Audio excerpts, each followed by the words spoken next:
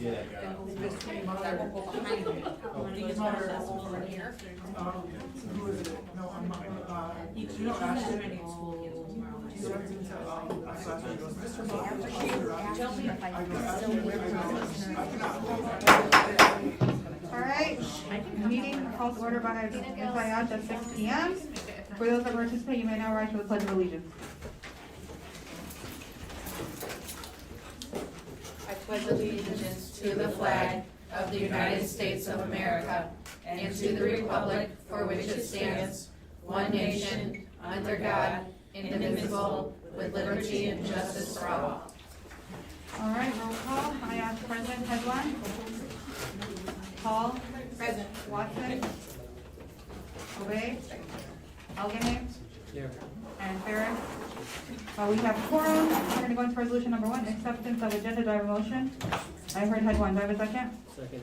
Motion by head 1, seconded by Algenay. Resolved that upon the recommendation of super, the Board of Ed accepts and approves the agenda with any additions or deletions. How do you vote, head 1? Algenay. Aye. Hall. Ayat, aye. Resolution passes. Board calendar updates. So on September 27th, UCFC has a double header match happening, and they're actually going to physically use this building. That's like one of the locker rooms for one of the teams. So we are still having a cow, and Joanne took the time to track down which building would offer space for us, and Tau Beta agreed. Joanne, where in Tau Beta will the meeting be? I'm sorry? For the September cow, where in Tau Beta will we be? In the gym. Perfect, okay. Yeah. So we will have the meeting in the gym. This is going to be our meeting with our MASB rep, Scott, to go over the superintendent evaluation tool. So he was only available during one of these windows, and we're gonna work with him on that. And then October meeting, both should be fine, this building should be available. Does anyone here today have a concern or absence you wanna talk about? Perfect. All right, we're gonna move into student presentations. Ms. Ahmed? Okay, good evening. Good evening. Please welcome, here? Okay. Please welcome Andrea Kravetsky, Counseling Secretary at Hamtramck High School and former City Councilwoman, who will share information regarding our partnership with General Motors Student Corps, which is a paid summer internship program for our high school students that offers community service, life skill training, college readiness, and team building. We are proud of our 8 students who have participated this year. We are proud to see that they were selected from a group of 40 students who applied to participate during the summer or the spring. Opportunities like this help our students gain skills such as leadership, communication skills, time management, and decision making. Thank you so much, Andrea, for taking the lead on this. Good afternoon, or good evening. We're still waiting on a couple of kids to get here. I think the traffic out there is a little bit much, but Andre, we can push it if you want to listen. no, it's okay. Okay. They're slowly trickling in, so I'll just do my little part and then they can tell you about their project. So this was the 11th year that Hamtramck High School participated in the GM Student Corps. Some of you might have been in school when it started. Our school is a model for the 14 other schools that participate in the program because our recruitment process is so concise. The program was started with the help of former retired teachers John Rostek and Teresa Zillick, and has continued with the help of myself and other volunteers from the high school. The program works with GM retirees, one of which is Amber Patterson, who is an HHS alumni from the class of 1966. Each spring, we have about 40 students that apply and in turn are interviewed to be chosen to be one of the 8 students who are able to participate in the program. Little overview, and Ms. Ahmed, you did a very good job. We'll just go into a little bit more detail. GM Student Corps is a comprehensive paid summer internship for high school students in Metro Detroit, Flint, and Pontiac that encompasses community service, life skills training, team building, and mentoring. The program is centered around professional development to prepare students to tackle today's challenges and become tomorrow's leaders. Each participating school school team consists of 8 high school interns, 2 GM retirees, and 1 college intern. Teams work together to develop their own community service projects in their school and neighborhood. And examples include painting in their school, renovating athletic facilities, community parks, and implementing a neighborhood recycling program. In addition to service projects, the program exposes Hamtramck high school interns to career and educational opportunities and weekly life skill lessons to cover important topics such as money management, professional development, and business etiquette. At the end of the program, high school interns present their achievements to General Motors senior executive staff. And that's why I wanted them to present to you today. They present their projects to these GM execs, and I feel like the local community needs to know about it. We're lucky enough that Amber Patterson, like I said, is an alumni from Hamtramck High. She won't let this program die. She has a lot of pride in it. I started getting involved back when we did Champions Council. Before I was on City Council, before I worked at Hamtramck High, I was just a community person who came in to do interviews when the seniors had to do portfolios, and that's how this program came out of that program. So I'm gonna let these students, we have Shah, Dawood, and Zindid so far, and so they'll go a little bit over the projects that they worked on, and if anybody else comes in, they'll kind of start to interject. Thank you. Should I use this microphone? Sure, Yeah. that's fine.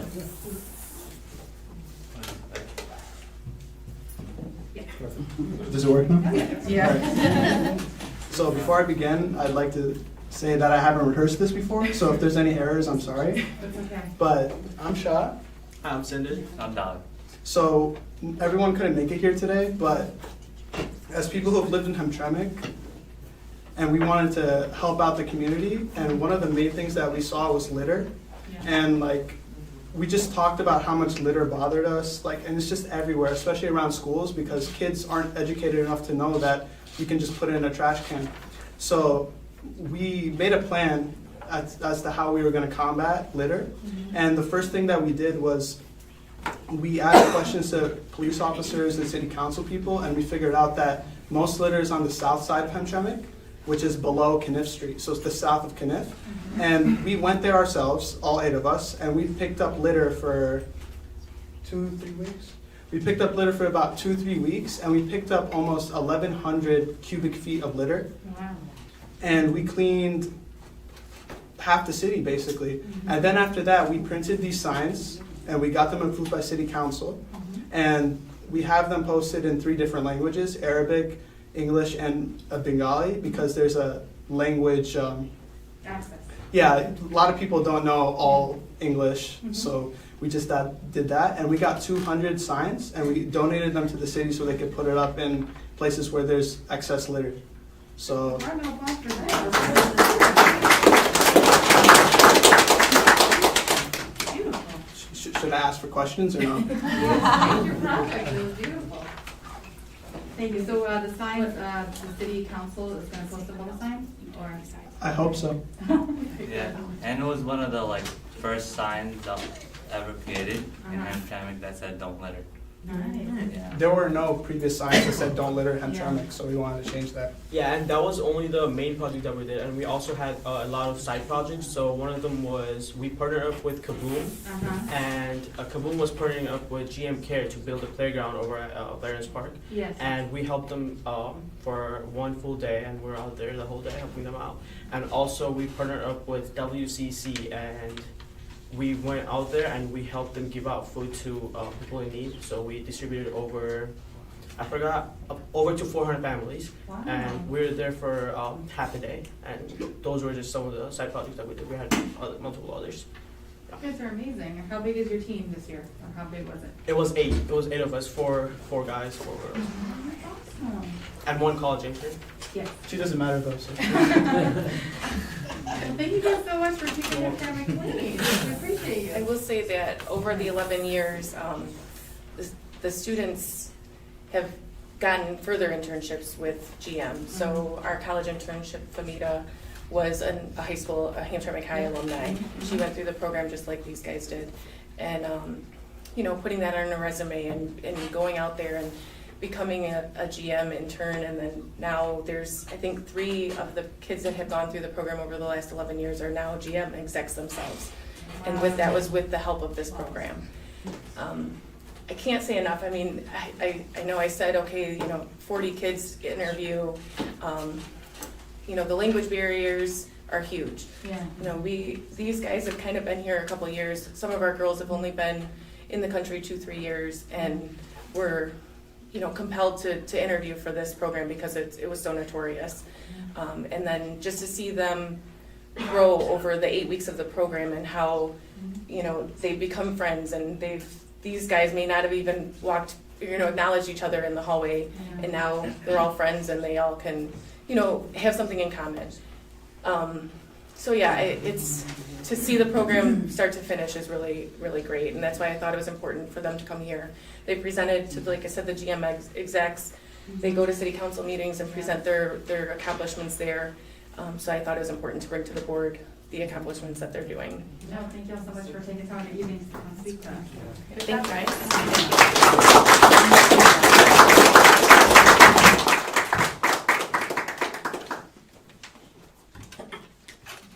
thank you so much for that.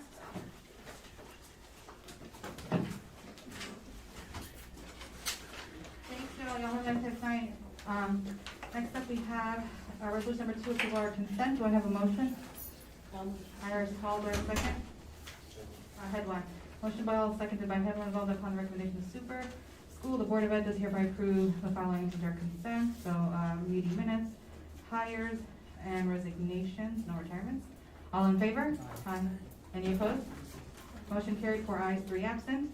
Next up, we're going to move into audience participation. For agenda items, we have 2. First up, I have Max Spade for resignations and sinking fund. Max, you get 3 minutes as soon as you get up here.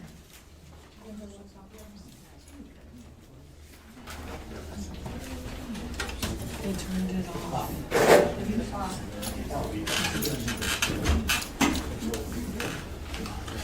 Good evening. My name is Max Spade. I'm here in my role as the treasurer of the HFT. I'd like to start out by playing some audio from the April 26th COW meeting.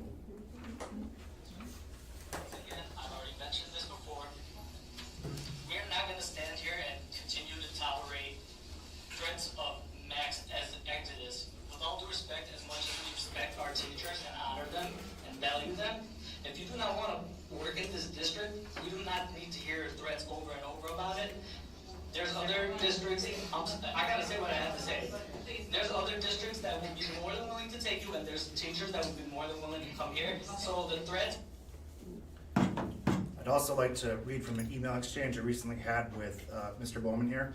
I had previously asked Jack if he thought most of our employee hiring would be finished by the first board meeting of September, and Jack replied, we still have at least 10 new hires before the September 27 COW board meeting. Hiring is slow due to low number of candidates for many of our positions. In my role as the HFT treasurer, I'm fortunate to meet and get to know a very large number of our teacher and paraprofessional employees, and I have to process their HFT exit paperwork when they leave the district. I know many of the individuals who have resigned from HPS, and we are worse off for their leaving. They include Michelle Cook, Nicholas Grieb, Karen Rousey, Sherry Lynham, Heather Deroji, Ali Al-Gahaim, Joy Danforth, Anthony Kiner, Melanie Peeknick, Ricardo Martin, Wafa Qasim, Lakeisha Hall, Ali Marisi, Carrie Harvey, Lydia Nikolovsky, Kim Steves, Maria Shamia, Amanda Lesko, Ann Clemente, Aaron Trainer, Alex Brew, Iman Al-Jahimi, Gary Stevens, MD Islam, Noor Muhammad, Lauren Turzin. These are just the names of the employees that I know of who have resigned since June. Sal, no one's threatening the district. We're just telling you about the consequences of district actions. I also recently had email exchanges with members of HPS leadership regarding ways district admin could engage our members in support of the bond campaign. My suggestions were dismissed, and union leaders were accused of standing in opposition to the best interest of the district. Apparently there is a misconception of how HFT works. Perhaps district leaders think that when we say jump, members say how high, or that we are a cult. Union leaders can't and won't make members do anything that we believe is against the best long-term interests of the district. As union leaders, our actions reflect the democratic decision-making of our members.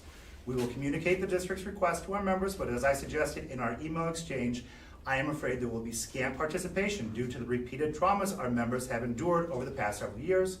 You have the opportunity to engage the teachers and paraprofessionals and begin the healing process, and I encourage you to do so in the best interest of the district. Woo! Thank you. All right, next up we have Tony Coral.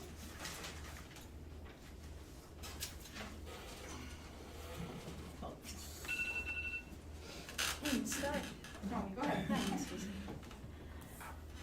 My name is Tony Coral, and I'm here as HFT president. And I'd like to talk about Resolution 10. Is the exact same wording as one from January 4th. On January 4th, it failed. But it's back. I'm gonna guess we've got the votes now. What's changed? One thing I can think of is changed. We have a new CFO. That's changed. There are big differences between the two of them. I've barely met our new CFO, but there are some superficial differences I can see visually.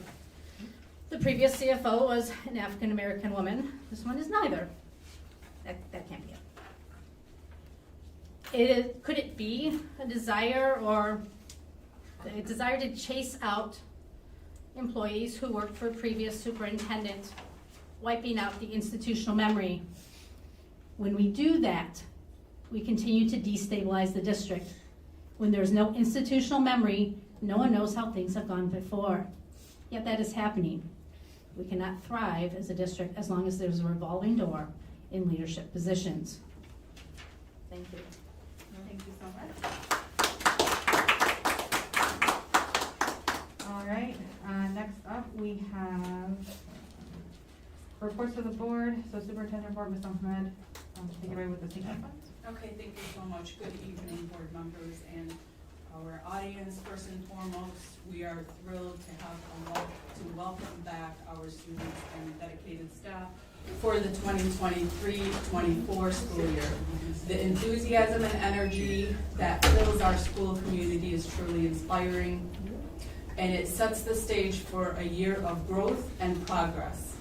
This year, our staff has been committed to embracing the concept of a growth mindset district. We believe in the power of growth, not only for our students, but also for ourselves as educators. During the HPS Literacy Symposium, we had the opportunity to delve into important topics, including the Right to Read documentary. This thought-provoking documentary has sparked numerous conversations and reflections within our community, shedding light to the reading crisis in America. Our school leaders have taken the lead in facilitating these discussions. To ensure that our actions align with our beliefs, we've also closely examined our student achievement data. This data provides us with valuable insights into where we stand as a district. While we have many successes to celebrate, we cannot ignore the challenges that lie before us. It is with a sense of urgency that we acknowledge that 80% of our students are not yet proficient, and some have shown no growth at all. That statistic serves as a stark reminder of the work that needs to be done and the responsibility we bear in shaping the future of our students. We are also cognizant of the fact that some of our schools are beginning the year virtually. Although this presents its own set of challenges, we are making the best of the situation. On a positive note, we have been able to make significant progress on our capital projects. And I am excited to report that we are nearing the completion of these projects and that our students and staff will soon have the privilege of learning and working in these beautiful updated facilities.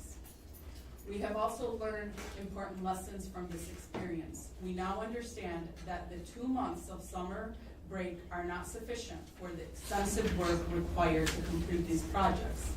In light of this, we have dedicated and decided that for the future projects, we will commence construction closer to the end of the school year. This will allow us to avoid starting the school year virtually, ensuring a smooth transition for our students and staff. So now I would like to shift to sharing information about the Sinking Fund. The Sinking Fund Village plays a pivotal role in maintaining and improving our school facilities, ensuring a safe and conducive learning environment for our students. I want to express my deep gratitude to all of you who have already joined us in this effort. Your support and commitment to our district is truly commendable. Together, we are enlisting more individuals and groups to support in this initiative. I want to acknowledge that ideally, a campaign to renew the sinking fund millage should have started a year ago or more. However, I want to assure you that our commitment to sharing information remains steadfast. We understand that informed decisions are the cornerstone of a thriving community, and we are dedicated to providing you with the information you need to make the right choice for our district's future. In the coming weeks, you can expect to see more information, educational materials, and opportunities for dialogue about the sinking fund millage renewal. Our goal is to ensure that every member of our community is well informed and understands the critical role this millage plays in sustaining our educational excellence. So right now, I will share with you some of the projects. We're going to look at what was done in the past decade and then what is yet to be done. So as you know, for me, it brings me great satisfaction to witness the closure of several of the ongoing projects, as well as continuing the vital work for our future capital projects. We've also enlisted more companies or agencies or firms to support us with this instead of just relying on one firm. So this journey towards improving our school facilities has been a top priority for me as your superintendent since 2019. And I couldn't be more pleased about the progress in just these past couple of months that has been made. So if you would look at the first slide. Yes, the board members have these copies, so you don't have to keep turning around. So we're going to the residents in November 7th to renew the millage. So it's from 4 mills to 3 mills. So hopefully this reduction would be more of a selling feature for them. As you can see, there are some sinking funds that cannot be used for certain things, but per the current law, there have been new advances to what we can use the sinking funds for. So I'm excited to see that safety and security is one of them, as well as technology. So those have been added. If you look at the next slide, just to kind of give you an idea what has been done in the past decade, since 2014, these are some of the updates that have been done in our school district. And as you can see, Hamtramck High School's roof, that's not a small project. That in itself is over $1 million. So this is the roofing replacements, refurbishments, exterior improvements. And then the next slide continues with some more projects, parking lot improvements, playground improvements, and again, the district-wide when it comes to safety and security as well. And then the next slide, interior building improvements.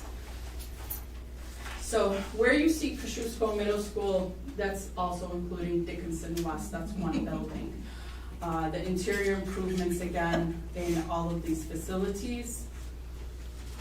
And then the next, continuing projects into our kitchen and food service improvements. And then mechanical improvements. These are mechanical in the next one. So you see the mechanical improvements that have been done in various buildings. So what are we looking for in the next decade? As again, this is to maintain the integrity of our buildings and continue to update and improve. We are looking, these are potential projects, we're looking at continuing to improve in the safety and security enhancements, classroom door, hardware replacements for improved safety that aligns with Alice, video surveillance upgrades, district-wide restroom upgrades, accessibility improvements, high school auditorium renovations. We have a beautiful space in Hamtramck High School, just needs a lot of TLC. This is where the community, our students, can continue to celebrate our students, honor our students, and continue to build memories for every milestone. Keyworth Stadium, we have a huge demand and request for upgrades in regards to the restrooms and the locker areas. Dickinson West improvements and, learning environments improvements overall. So Dickinson West, as you know, we were hoping to construct a building, projects stalled, there was no movement, and unfortunately, there was a missed opportunity based on the increased costs and labor, and we then ended up looking at having a single-story addition. So with the single-story addition, the plan is to have 10 classrooms, to have an office area, and to have restrooms that would be connected to the building, so there is a building level feeling and not this secular building that's exterior and separate from the building. And then the next slide, looking at the supporting our athletes, and instead of having them run home to relieve themselves or what have you, this upgrade would provide them with an opportunity to change gear and use the facility. This is, I believe, a modular building or construction, and the goal for this is to have it be ready should we begin soon by the spring, and that would be right before they start to practice. So strong history. Many of our buildings are, very, very unique, have a lot of character, and very ornate, are beautiful treasures in our community. Two have been acknowledged as historical buildings, and we're very proud of that. I think and I hope that we continue to improve these beautiful buildings, and the benefits are just tremendous for our homeowners. Definitely, anytime you have a strong school system, anytime you have beautiful buildings, definitely will improve the property value. So I've said it so many times, I firmly believe that our physical environments play a significant role in our educational experience. When we provide a clean, conducive, and creative space, we create an environment where our students and staff can thrive. Research supports the fact that such an environment demonstrates higher student achievement and greater retention for both students and staff. I'm also excited to share with you that I've been invited to provide feedback for the Growing Michigan Together Council established by Governor Whitmer. This is a significant opportunity for us to continue to advocate for our school district to ensure the needs of our community and are heard at a broader level. So I'm committed to continue to represent our district's interests and conveying the importance of continued investments in our educational infrastructure.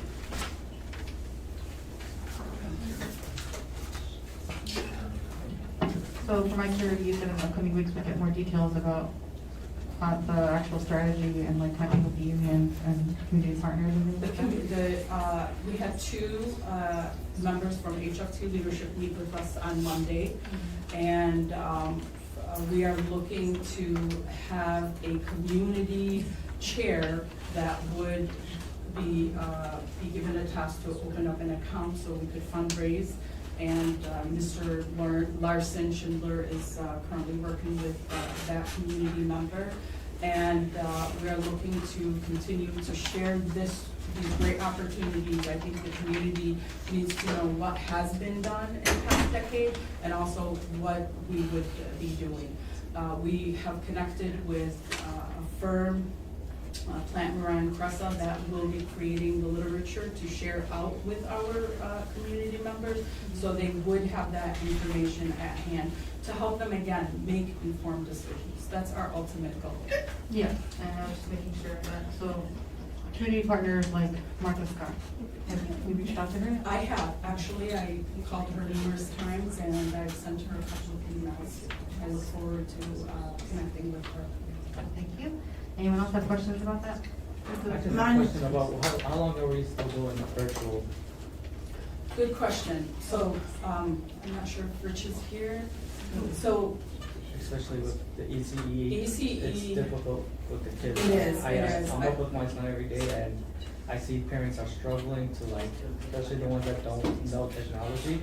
It's very inconvenient and I've known that we've lost a couple students because of this. yeah, no one should do without technology. They need to inform the building principal, building secretary. It's not that they don't have the technology, it's Oh, just they the do, yeah, lack it's- of experience Right, with it. right. And again, it's not the best model. I I'm totally sorry, Mr. agree. Goodwin, wait, can we, questions about the sinking millage first, and we can get back to this conversation, because it's important, but I don't want to get lost. Does anyone have a- Mine was, Yeah. Same question? it's not the same, but I just want to It's make sure, with- because we changed topics, okay, so I So, wouldn't, okay, got it. The tentative date that I have received is September 25th for ECE. For ECE, October 1st, for Holbrook, September 25th. These are the tentative dates that we have had. We're looking, of course, to continue to push people to get things done even quicker than that, because we do want our students back in the buildings. so is it gonna pass the date? Is this a for sure date? This is the tentative date, and basically what they do is they assess the projects, they assess the work. Sometimes because we have older buildings, we run into unexpected things, and also because, we've got mechanical delays from DTE and things of that nature, that has also stalled the process. But we do have connections where we can get in touch with the DTE executive director and communicate with him or her to expedite the process, because we want our students back in our buildings. So, go ahead. I wanted to know what's going on with our actual online school, because I heard kids don't have classes, no teachers, like it hasn't started.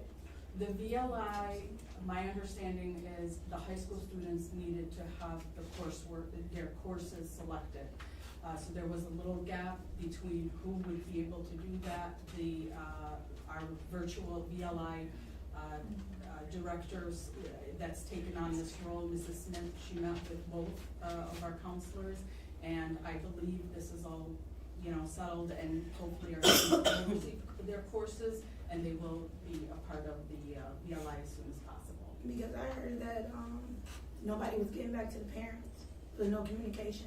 So you said Ms. Smith, Mrs. She was Smith, in yes, charge? yes, Mrs. I mean, Smith. did she contact the parents like the This teachers? also could be a issue with having no pupil director, pupil services, who's supposed to be, isn't that something they're supposed to do? So it's a little bit of everyone. Right. So when they enroll and they go to pupil services, they're identified as these are the students for VLI. That communication is shared with the Mrs. Smith, and then Mrs. Smith is trying to work and connect with them.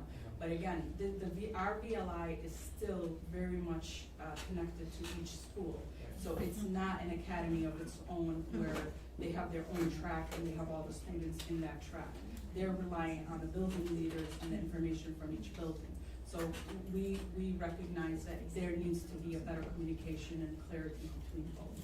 So, piggybacking on Ms. Hall, while these students, especially in the elementary schools, are during virtual, can we make it easier on the parents? Because I know parents that want their kids to ride the bus. Are we gonna make them wait until they actually go to the first day of school and then make a plan for the bus routes? Or could we do this while they're Yeah, at home absolutely.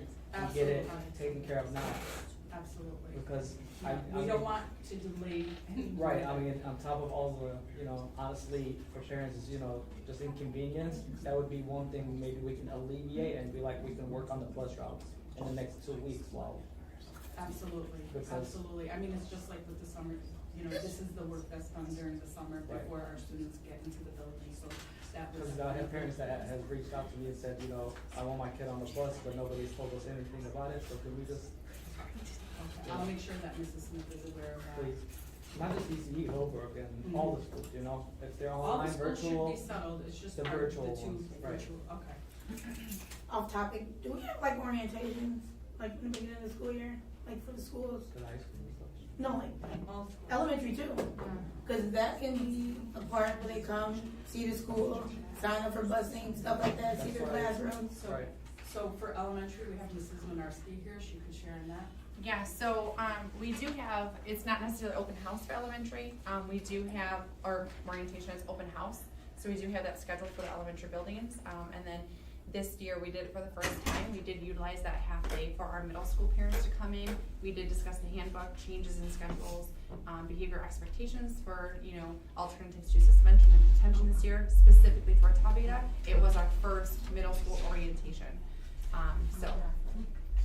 I'm just speaking on behalf of my building. I was about to say that, all the buildings. You know, and just like from last year, you know, can we make sure the students, you know, handbooks are given out, the, you know, staff handbooks are given out, everybody had to sign prior to us getting, you know, student discipline hearings, and they haven't received it or signed it, you know what I mean?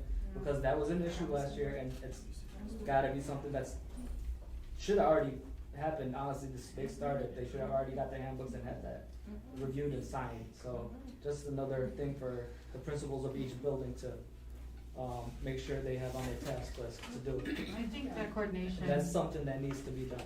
Definitely Shake the up. first month is dedicated for this, you know, Right. just communicating our expectations. From last year, you know, it took months And- before that happened. Yeah, and I can tell you that for the high school, that tomorrow they have 4 different periods where they're gonna focus on the expectations. I know I'm trying to be Yeah. in one of the periods to, you know, share some stuff with our students as well. Just kind of being proactive. The prosecutors, from Wayne County, Prosecutor Worthy's letter has been communicated in our variety of languages with our families through Parent Square and through our social media. That's also kind of letting everyone be in the know when it comes to safety, being able to understand that, you know, we don't want any of our students to make that mistake where they say something that could, you know, hurt them, or could be facing felony charges. Right. And instead, they understand that we don't joke around about these serious issues. Sure, but it sounds like, sorry Sal, it sounds like there's only time blocked off for punitive things like that. I think what Hall and Headland were referring to is, in other school districts, parents get, emails or letters or however it's communicated, hey, just so you know, we have orientation for K3 and 4-8 or whatever, they break down orientation for parents to come, and at orientation, you meet your local principal, you have paperwork that if you haven't filled it out, you can fill it out, you can give your copies of vaccination records to the secretary so they can upload them in real time, but that all happens literally prior to the start of school, not the first month. So I think we're obviously already here, the school year has already started, but thinking about January moving forward, realistically planning to have these orientations, not just open houses. Open houses are great, but it should be continuous across all of our buildings, and it should happen at least a month in advance. And again, I don't think it's the building principals alone, I think they get their information from the central office, so I think there needs to be a connection there.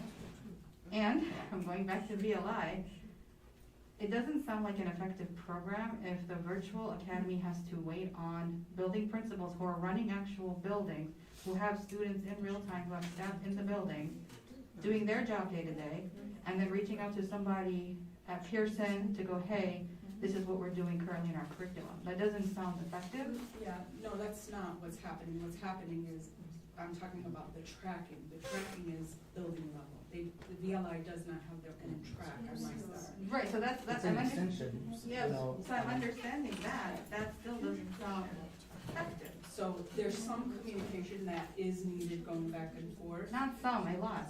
but when it comes to the coursework, that should be upon the director to take care of that. Who's the director? Mrs. Smith. Mrs. Smith is temporary and assuming these responsibilities for the VLI. Temporarily, so she's not even doing this officially. No, we did not post for this position. Now, remember, Dr. Abed is the one who resigned, and we did not repost for this position.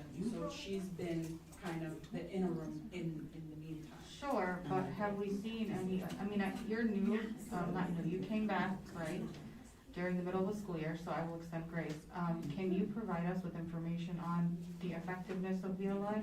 Because there's a difference, it sounds like there is a difference between I'm registering for the VLI program and I'm going to be remote at a specific school, right? Or is this the same thing? If I wanted to be remote at Hamtramck, could I do that outside of the VLI program? I'm asking, if I was a student and I Hamtramck, I wanna go remote, do I have the option to go remote with the district or do I have to go through VLI? PLI is part of the district.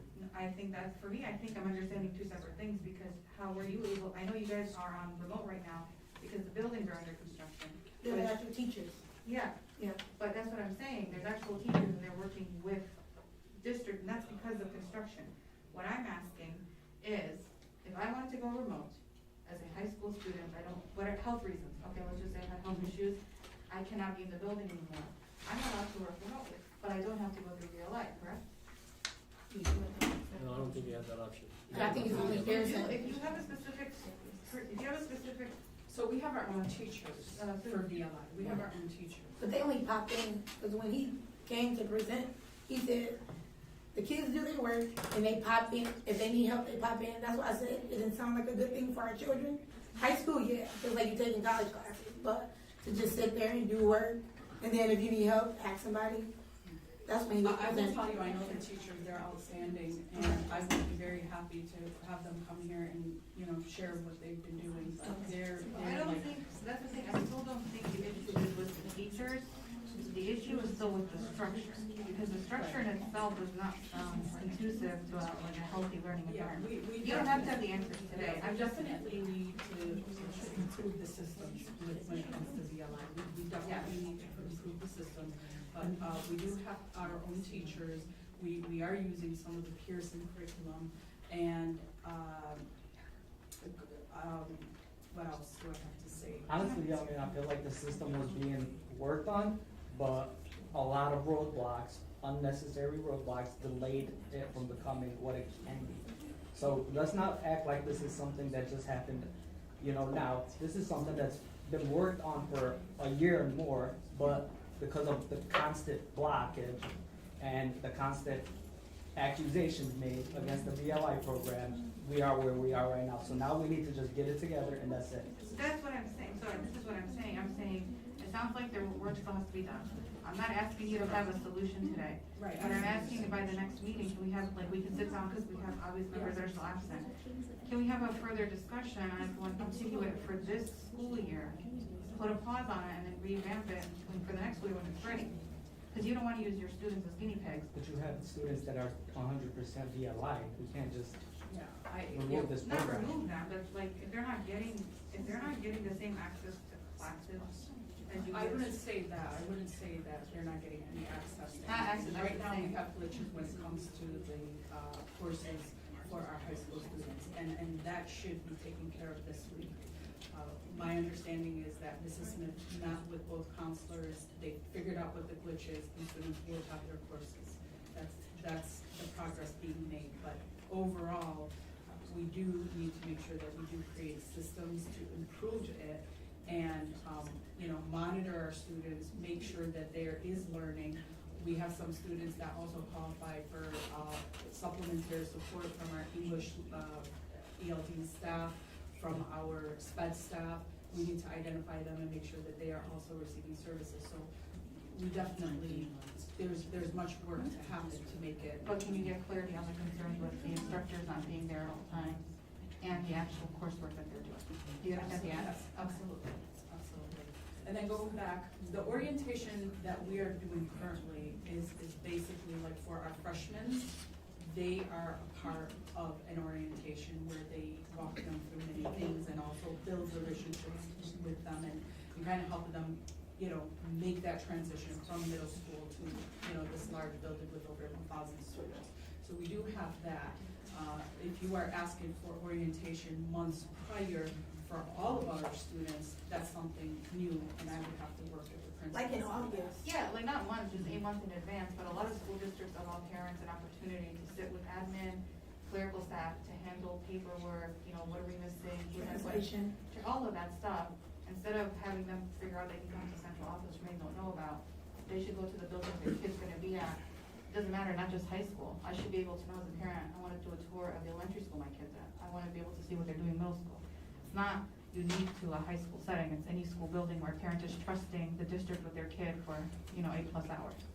That's kind of the intent, just giving them opportunity to meet your building leadership, you can take a tour of your classroom, meet the teachers, a lot of districts do it too, where you have a teacher meet day, but that, I'm just saying, it sounds like it would have eased some of the confusion between, we're gonna be remote because of construction, they should have gotten orientation, on what their laptop does and how they can sign in and all that stuff. Cause You early. You do get that, you do get that instruction. Yeah, But, early what- childhood, yeah. but what I'm saying is, because I sit with my kid throughout the day, Right. I feel like, bad for the parents that don't understand the technology, and for example, like, just trying to get to a simple, if they have to get on Seesaw, Yeah. it was hard for a couple of parents, like, I had to jump in and try to tell them, like, Orientation on the program.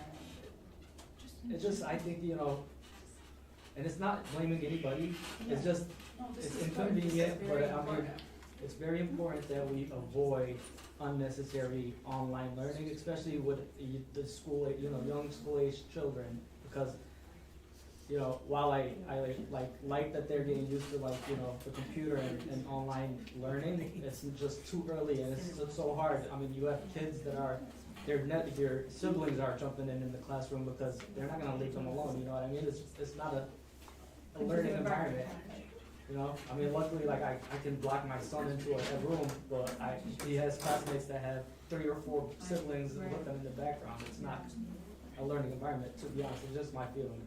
Right. And I'm not blaming you. I mean, I kind of feel like the planning should have been better with knowing we might have delays, so let's start ahead of time. Like you said, from moving forward, we're gonna do that, but let this be a lesson because, Absolutely. just community members are not happy. Absolutely. Thank you for that. anything else before we move on to the next presentation? All right, next up we have, our presentation on the investment authority. Thank you.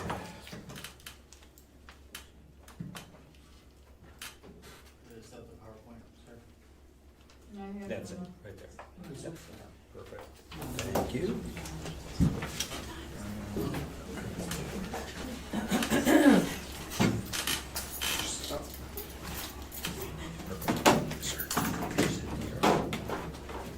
You should just sit here. There you go. All right, thank you. All right, so looking at investments, board policy, I'm not going to read everything, I'm just going to review it. Board policy is to use investments to maximize the returns of the district's excess cash balances, which I'll review in a slide later. From a audit note from the fiscal 2022 audit, note 3, the auditors cited a custodial credit risk, and this credit risk is basically that we have all of our funds in one bank. So if there is a bank failure, you're not covered. FDIC insurance only goes up to $250,000, and we have close to $16 million in the bank.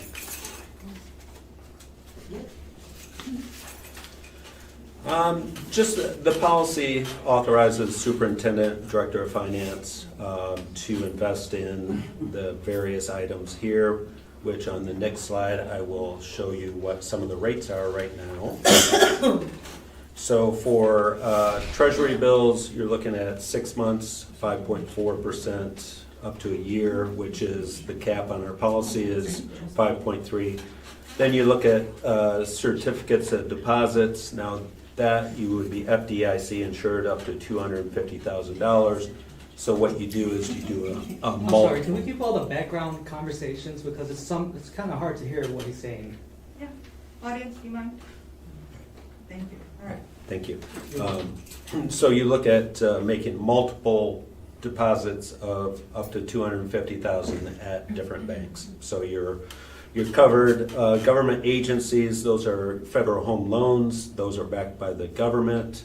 Commercial paper, now this is where you have a private company that is requesting a loan for 30, 90, 60 days. We can go up to 270 days. And then investment pools. There is an investment pool for all schools. It's called MyLoft, which is Michigan Liquid Asset Fund. And what they do is they go out and they invest in the items that I've just outlined, basically. 240 days or 70, you said? I didn't have the 270 up there, but our policy goes up to 270. And then what I did is I just went back and I looked at the cash flow of the general fund over the last 2 years. So if we had a maximum in 21-22 of 14.3 million, then you had a base of about $8.5 million. So what you would look at is doing cash flow investing. You would look at doing a minimum of $8.5 million, because that's the money that is just the excess cash.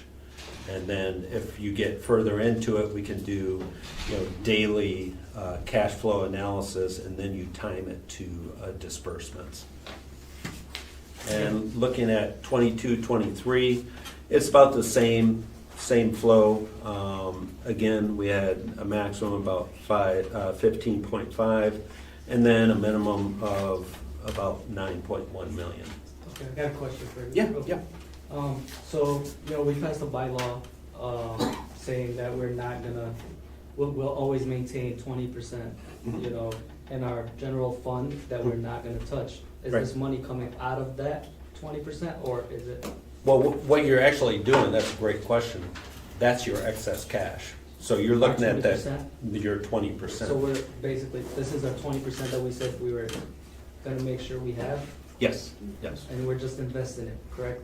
Yes. To get a return, basically. Exactly. All right. Yep, exactly. Is there So, a risk of losing it? well, that's our policy. What you look at is government-backed securities, you look at FDIC, you look at secure items. And that's why I say on a CD, you don't go over $250,000. Because if there's a bank failure, which we had some bank failures last year, the Right. one SVIB, the government will reimburse you up to $250,000. So what you really do is you Put in 250? you put in 240. 240. So what you do is 240, and then what they'll do is your interest, if you go up 250, they give you the 250. Okay. If we did 250, Right. we'd only get principal. Right, okay. Good questions, thanks. Yeah. And then the last slide here is, I just really want to concentrate on, based on the cash flow that we just looked at, we have minimal investment amounts of about $8.5 million. So investing these by board policy, in 1 year, you'd make up to about $450,000, and that's pretty conservative. And with that, answer any questions. I got another question. Yeah. So you said this is something that has to be approved by both the superintendent and yourself? No, it's the superintendent or her designee. So I would be her designee. We talk all the time.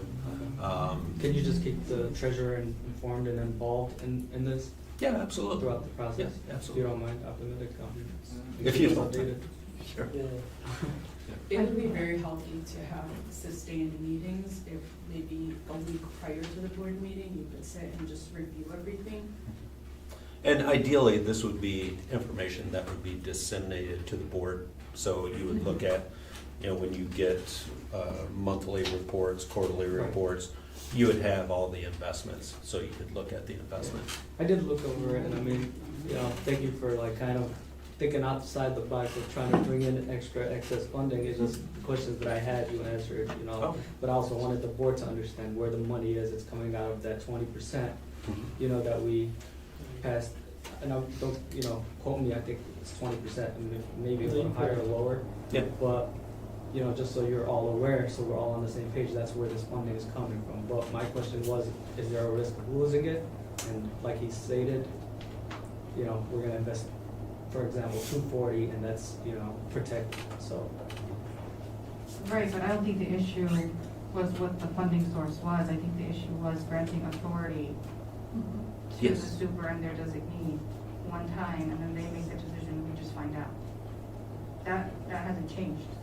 So what, The okay, so concern. what's your concern with that? That was really the concern. If we vote on it today, it's the same discussion that we had in January. The concern isn't the funding source or investing it. The concern is relinquishing some of our decision-making power to a super and CFO. And I'm not saying you're a bad guy, No. but I just met you. And it would be nice to get your feet wet, see how you operate with our current budget before we kind of just, like I said, you're the expert. So we're, I'm not the CFO, I'm not the one, Right, but I so- would still like, if a decision like that has to come before the board, I would like to come up more than once, and then just granting someone that go. but isn't there deadlines for this? Normally, so what the normal way of investing is, I contact brokers in the morning, you know, about 8 o'clock.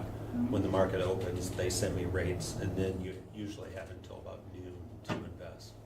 So the decisions, you know, it's a daily decision. It's not something where they're gonna come and say, I've got this federal home loan at 5.5%. What do you think? You don't have a week to do it. You basically have Right. an hour or two to do that. And that's why you have to look at your cash flow and you have to plan it out, and then you invest per policy. Okay, so, With this resolution passes, is this the only authority you guys are given, just to invest in the money that's in it, nothing else? I'm sorry. Like, there's nothing else? so no, but I think that your question, I know what you're saying. You know what I mean? So I- We can only invest in these items. Right. Yeah, So all we're- nothing else. the But authority is there a gives- risk? Yeah, if you invest, even if it's a bad investment. Well, Yeah. wait, I mean, that's why this has gone through Michigan legislature saying these are items that schools can invest in because they are safe. You know, they're backed by the government, they're backed by insurance, so they're considered safe investments. I mean, we're not going out to the stock market investing in stocks Right. or anything like that. This holds the principal value, and then you get some return. So here's, can I try? Go ahead. So what I think, Abdulmalik is trying to ask is, with us approving or, you know, denying this, but his question is the authority that we're giving you guys is to strictly just invest in these safeguarded investments that are secured, nothing more, correct? Not, okay, let's make more other decisions that's, are we giving you That is just the question. investment-based authority? Exactly, per policy. Per And it's policy. only the items that I went over, that's strictly all you can invest in. And it's, again, basically backed by insurance or by the US government. Does that clarify Jim's point? Is your hesitation with authority? Yeah, that's literally, it has not changed in, what is it, 8 months? I feel like we all agreed on that last time it was on. We the did, agenda. and we knew our CFO a lot longer. Again, I'm not dogging you out, I'm really not. No, that's But to give this authority now, I just don't think it's a good idea. We'll have a discussion when it comes to the resolution, but the presentation didn't acknowledge, could not acknowledge and could not address the actual concern we had in January, which was, we one-time authorization, you two work together, you invest, we get the updates on the investments after they happen, but that's still a lot of power at a weird time in the district, that's all. I'm not understanding your. Has this been done in the past before, No. Sherry? No, No? I don't know, I don't know. So you don't- Do you have experience with this in other Joanne school is saying districts? yes. I've been investing for 30 years with districts. I mean, I've invested in Cleveland up to $500 million. So never lost a penny. So it's always a plus. But there's still a risk. Yeah, There is no yeah, risk. you There never is a lost risk, Sal. anything. What's the risk? When he's If you're telling putting you. money in, okay, he puts in 240, invested into hopefully to get 5.4% back. Say he doesn't get it, you only get back your So 240. you're not losing them. But you're still putting in money, hoping to gain money. That's not a sustainable way to work a budget. So if you don't get that interest, it was just like putting money and getting it back. That's not worth it. To Right, me. so what's the risk of, That's literally doing the that. risk. If you're putting in money, hoping to get more money, to expand your budget. but you're not losing the money. But that's what I'm saying. From what I understand, either way, that money is gonna go in the stock market regardless. The bank is gonna use it regardless. Right, but like I said, So you're if getting you're it back. Only one's gaining. So, right. If you gain, like, you will always get your, whatever you put in, you will always get back. But you're not guaranteeing you're gaining. So we have this money that we're not gonna touch anyway. You understand? Like, that was We the have whole to- resolution, is this money we're not gonna touch. Sure. So why aren't we investing it to Because make we're- more? Regardless of if we don't make money, that's the worst outcome. But we're gonna have that money. We're gonna have that money, so let's From wait a to business point of view, this is a smart decision, in my Yes, opinion. if you knew what your budget is going to be. In November, we find out if our budget gets bigger or smaller, then we can have this conversation Right, but this is again. a board policy that we do not touch that 20% regardless of what our budget is. But it's still, like, okay, but if we had 20% of 100,000, and then November, and that's big numbers, by the way, no one say this is official. If it's 100,000, and we lose our little levy funds in November, then it ends up being 50%, 50,000. 20% of that is still less than 20% of 100,000. Do you understand what I'm saying? Right, but It's it's still a, 20% that we're not but it's touching. 20%, it's still a finite number that will stay the same, go up or down, depending on how the vote goes in November. He could invest it. I'm saying the issue is not the funding source. It is the authority at a certain weird time in the district. So what is concerning to you about the authority? I All just we're said it. It is All we're giving- authorizing is for them to be investing what And he that is presented. literally what Sherry said twice in January. It did not change the concern that it is a super, and they're delegate doing what they wanna do with the money. Not saying it's shady, not saying that we're gonna lose millions, but it's just, if it can wait, we can have this discussion at the upcoming fiscal year or calendar year. I don't understand doing it right now. Because Can you're we trying give the to, opportunity to Joanne, because she, I think, said we have done this before. Is Not that while I was correct? on the board.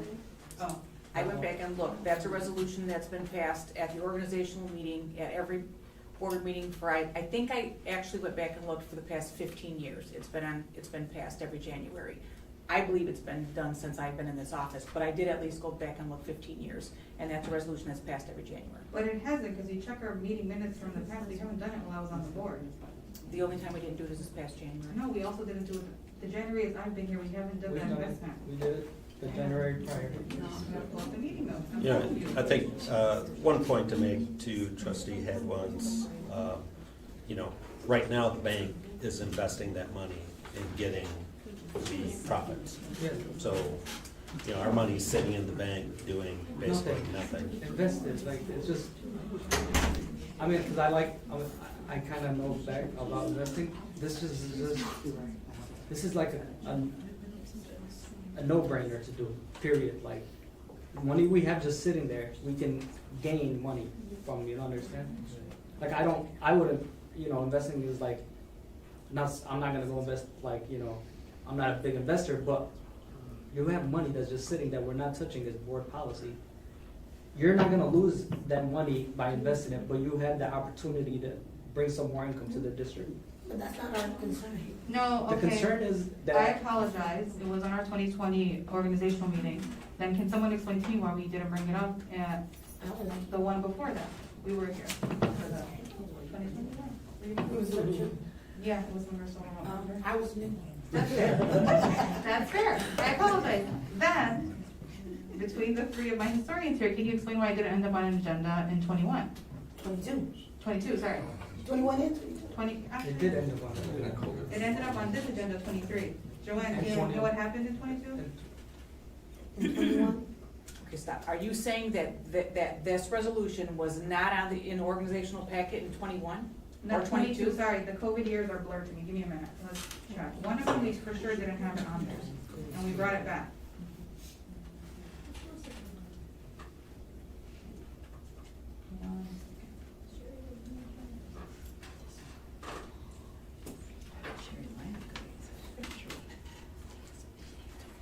I'm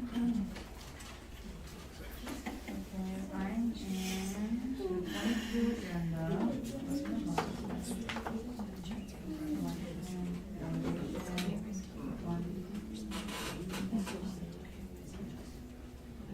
It was, Then why wasn't it on 23?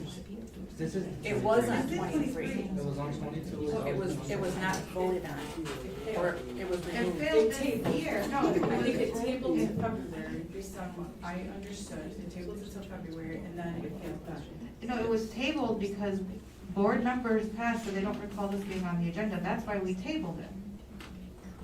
That's kind of where the concern came in, because it wasn't just me bringing this up. At our organizational 23, a lot of us brought it up. That's why I'm asking, how come none of us recall it now? I can stand to be corrected, I'm just concerned about the language. I'm gonna make sure if it's done in the past, and Joanne, how long have you been here? 27 years. 27 years. As long as you've been here, what risks have you seen with the budget? Not investing. It's invested. And they're marketable securities, so you can sell them back to the grower. So here's my thing is, if we invest this year and you're saying we have a possibility of making, you know, a rough estimate of $450,000, why would we not do that? That's $450,000 that we can get instead of waiting a year to do this again. This is where the confusion happens for us as board members, because our prior CFO did not mention that it was here in years past. Joanne confirmed it by going through the agendas. We thought it was a new risk. You see the confusion? Right, oh, okay. But that's where the confusion happened. We understood it as a new risk. It's not, that's what That's I'm what, saying. well, now I can see it, so I'm not saying that I just didn't know it was a thing in the past.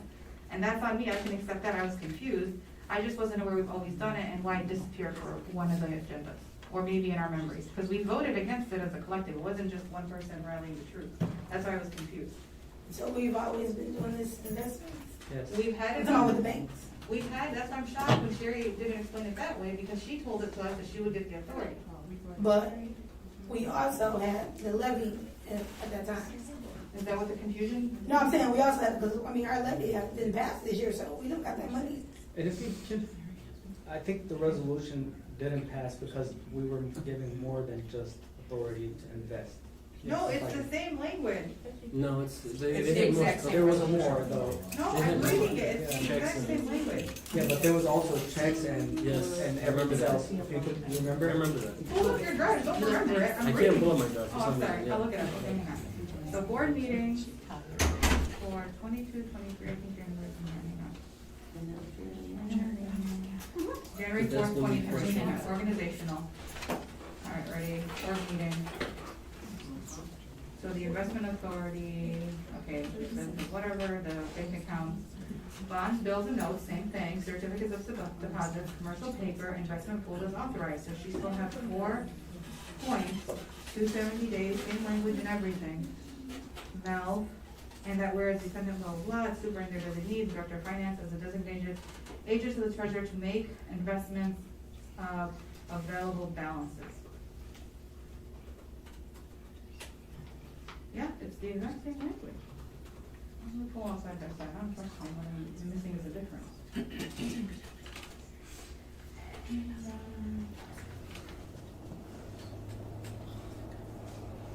Investment goals, namely the municipal investment, okay, let's see.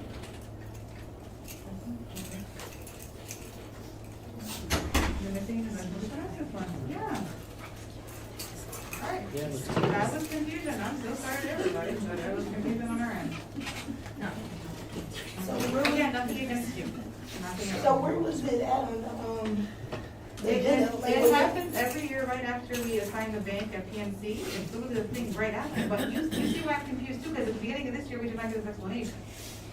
There's a lot we didn't get.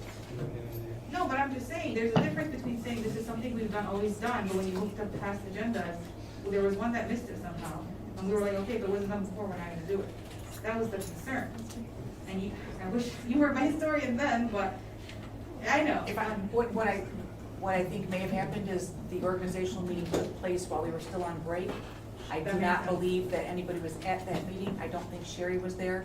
If the board had questions or concerns, there was nobody there to answer them. That's fair. That may be why it was tabled to the next meeting, and then it went. But then the next meeting, we were able to ask questions. I think that's where that confusion happened. I was at that, the January. And then, okay.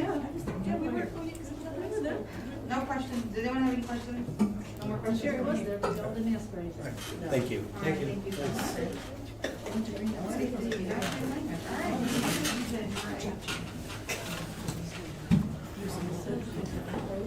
All right, action items, we're moving right in. Now we have clarity. Resolution number 3, approval of purchase by motion. I have head one, do I have a second? I'll second. Motion by head one, second by Ash. Resolved, the Board of Ed does hereby approve the purchase of approximately 700 books for Tau Beta Library from Follett. Total amount not to exceed $73,401. Funded through Title I. Kim is here if we have any questions or you have a presentation, go on ahead. She did send us the book list last month. Did you forward the email explaining the timeline? Yes, I did. So the whole board had that email where she explained why she has to wait until now. This was one of those funds where you have to have the item physically on campus by September 30th. Correct. Or they take their monies back. You don't have any questions? It goes back to the state into like a pool. Do you have a presentation or you just? No, I just, if you have questions, I just have prepared. Yeah, so she sent that information in August. The book list was way too long for us to review it in a timely manner before that meeting. You said Follett was willing to work with you and box the books in advance, and then as soon as you get the A-OK, they'll ship them, correct? Correct. So I have, Yeah. I'll be communicating with them tomorrow, Uh-huh. based on your vote tonight to get us a library.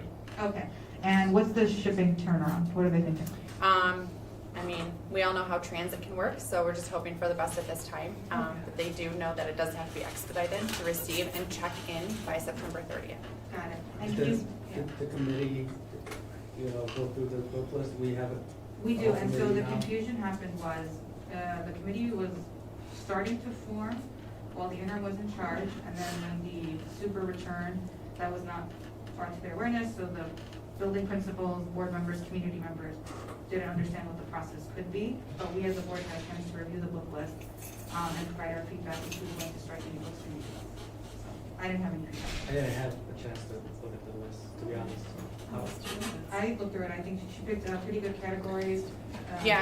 We broke it down. There were some books that like are predated for release, like in March. Obviously, they can't be on the list because these funds have to be spent by September 30th and receive the product. I did take several days this summer. We broke it down by categories, fiction and nonfiction, and even deeper than that. And then we vetted the book process. They do go through Scholastic as well, which also helps. It gives author review. There are multiple sites that give themes for the books, so anything that was not appropriate, I removed. They also helped me with that vetting process. I gave them, things. In the timeline, we went back to April planning for this. We had a committee at Tau Beta with several teachers and staff members. We reviewed curriculum. We provided them our pacing guides for all subjects, so they could also give us informational texts that do align with research projects, studies of science and social studies to help the implementation of our standards and curriculum. So the committee, I think, now that there's an understanding of the book committee exists, I think they can develop a more clear process. That's not relevant to the vote necessarily today, because we had a few weeks to check out that list. I understand your business, but, the categories are straightforward, you're supposed to have a lot of, things, and reflect with the books, so they're age appropriate. And of course, if something comes up and the committee needs to review a book, and you partake off library, we'll do that. I'm a fan of using funds when you got them, right? So. Yeah, and we need books. Yeah. In the library. As long as, we're teaching sciences, maths, like. Yeah, important there's a things. huge selection of informational text. That was my focus. When we look at our data, it's our lowest comprehension point. And also with our low-level readers, we didn't go so high on the levels list. Yeah. Our focus with this purchase is meeting the needs of our students, letting them select Like books that reading. do interest them. Right, we need like Reading reading, all, Yes. it's a struggle, so if we can get books to like guide them in steps, make it easier. That's what we should be Yeah. aiming for, is improving our district as a whole with the reading levels, you know what I mean? Right, So- and with these books, they will come labeled by genre, and then also by level too. So, you don't want to direct the student just to choose one level, Right. whether they challenge themselves or choose an easy reader. Yeah. So it will give them options. So I'm super excited if it does pass, because this has been something that we have needed for the past several years. The books we do have only been donated, and they are not vetted. And going through them, we brought them to the family fair to kind of ease and get rid of them. The books we do have still in the building, we will be sending home with the children as they do select them, again, with the approval of this, because we still want books in their hands if it's not approved. And then, so I'm just excited, fingers crossed, we're all hoping for it, it's happy to. So if this gets approved, can we still go through committee? Absolutely. Even if the books get- Yeah. All right. All right. How do you vote, head one? Aye. Jaheim? Aye. Paul? Aye, Ash, aye. Resolution passes 4 ayes, 3 absent. Congratulations. Resolution number 4, approval of purchase. I have a motion. I have head one. Do I have a second? I heard Paul first. Resolved, the Board of Ed does hereby approve the purchase of library assessment, professional development, materials, etc. from Curriculum Associates, total not to exceed $102,015, funded through Title I, Title II. Ms. Ahmed, who made this purchase? This is through our Title I, Title II, and we have our data specialist, the state and federal grant specialist, here to communicate more about the iReady testing and why we need it. Hello. Good evening, everyone. If you're not familiar, iReady is our benchmark assessment. We're required by state law to administer the benchmark assessment K-8 3 times a year. Switched a few years ago to iReady. Beyond the benchmark assessment piece, embedded right into it is also a classroom support called a learning path based on how they perform the assessment to help drive their scores upwards, along with other teacher resources.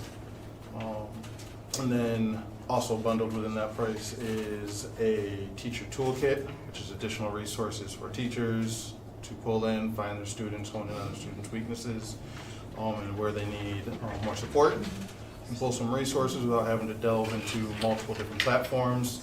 And then we have a professional development piece tied in that's usually mostly reimbursed through title funds to help our staff hone in on how they can use it best and most effectively with our students. How long would the resources be good for? Excuse me? How long would the resources be good for? This is a yearly contract, so it renews every year. And so this is the amount, the 182,215 is for 1 year, or is this an X year contract? It's for this 2024 fiscal year. Around 65% of that amount is the core program.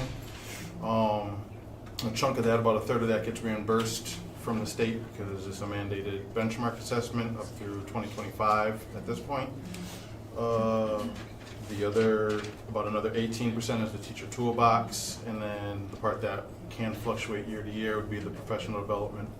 I believe last year we pulled back heavily on the professional development side, so this year we're trying to get back into that, and especially for our high school staff who haven't had as long to use the program. We only did K-8 the first year, and left the high school with NWEA, and then we shifted them over. So it would be, you're purchasing it for the fiscal year, calendar year 24, but you're using it for 24-25 school year? No, we're using it for the 23-24 school year. So right now? So right now, it renews in September, so it's sort of renewed now. They're just waiting for the approval. It's every year it's on there. Right, but, so we would see it again next year if it's still valuable, if it's showing? Yeah, the value could fluctuate. It would probably be a little less depending on the professional development that is decided is Is needed. this still a better option versus, the NWA? I believe from the results we've seen, it gives, they're very comparable. Right. Their analysis tools and whatnot. The large differences are the interface is much warmer of an interface, especially for our younger learners, with more animated pieces. It doesn't feel like a cold test that they just have to take. Plus, it has the learning paths built in based on every student's individual outcome, which I think is helping drive the growth that we see somewhat. Can you guys share results as the year progresses with us? We generate a. This month. Okay. We were prepared for today to share the student achievement data, but it wasn't part of the agenda. Maybe next month? Yep, whenever you guys are ready, we can prepare Right, it. I just wanted to, just keep getting updates to see if there's an improvement with our students or not, We'd like to be more informed of that because we're paying $182,000 plus a year. We want to see that we're getting a return on our investment, and we want to see data to back it up. And in the February board meeting, I presented the data.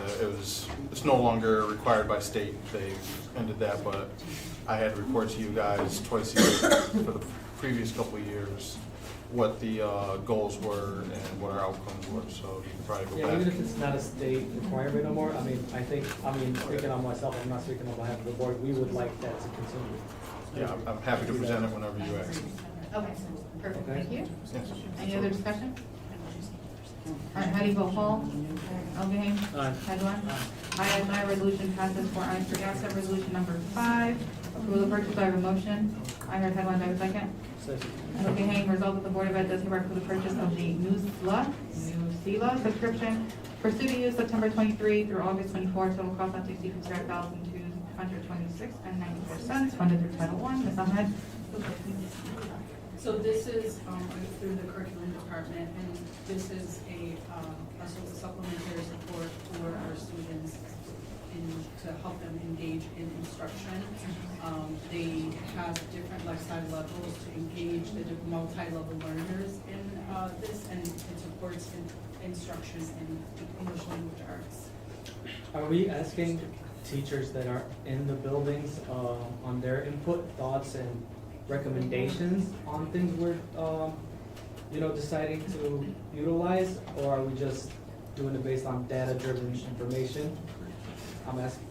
We're very heavily program-based, and that would be a goal to, speak to the teachers, the staff that are using these different supplementary supports and get their input to see what is working for us to continue to renew the subscription and what is not working.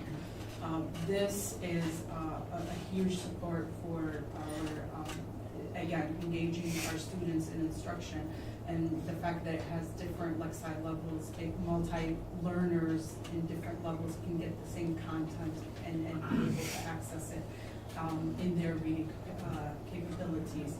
So, but I think that would be a great suggestion. We're very, very heavily program-based in the district. My only concern is I spoke with the teachers, a few teachers, and their concerns were that, and this is not blaming you or, specifically, but their concerns is that in the last, 3-4 years, the curriculum has been changing. The things that they're teaching is like, they're telling them, they're being told, oh, we're gonna start using this model like halfway through the year. Like, can we stay consistent for the next, year, a couple of years, so that way we're not, pressuring these teachers to try to learn all this new and how to teach it halfway, or, the next year, oh, you gotta use this model. Like, can we find something that we believe is working and stick to it for a while? So is this new? Absolutely. No, this is not new, but I'm just saying, Alright. just some concerns that teachers have. Yeah, we definitely need to have curriculum committees and look to see what is working, and then build on what is working, and then what's not working, maybe leave that out. But, yeah, definitely, the goal is not to start something new, because it will overwhelm everyone. But see, again, what is working and build on that should be the goal. Thank you. How do you vote? Headline? Yes. Aye. Aye. Thank you. James? Aye. Paul? Aye, aye, resolution passes, 4 ayes, 3 absent. Resolution number 6, approval of employment. Do I have a motion? Headline, do I have a second? Second. I heard Elgin, resolved that the Board of Ed does hereby approve the employment of Christy Taylor as principal of DWS. Motion by Headline, seconded by Elgin, resolved that the Board of Ed does hereby approve the employment of Christy Taylor as the principal at Dickinson West Elementary. Step 4 of a hot contract effective July 24th, 23. We have discussion. How many people were interviewed? Does that matter? So per the HA contract, if an interested HA member is interested in a position, they would express their interest. If they qualify, they get the position. And again, we're looking to promote internal candidates who are the most fit, looking at the concerns that we have with Dickinson West and looking at all the different dynamics. It was in the best interest to have someone that is already familiar with our students, already familiar with our systems, take lead, and we're very confident in Mrs. Taylor's abilities. So this was posted internal? And external.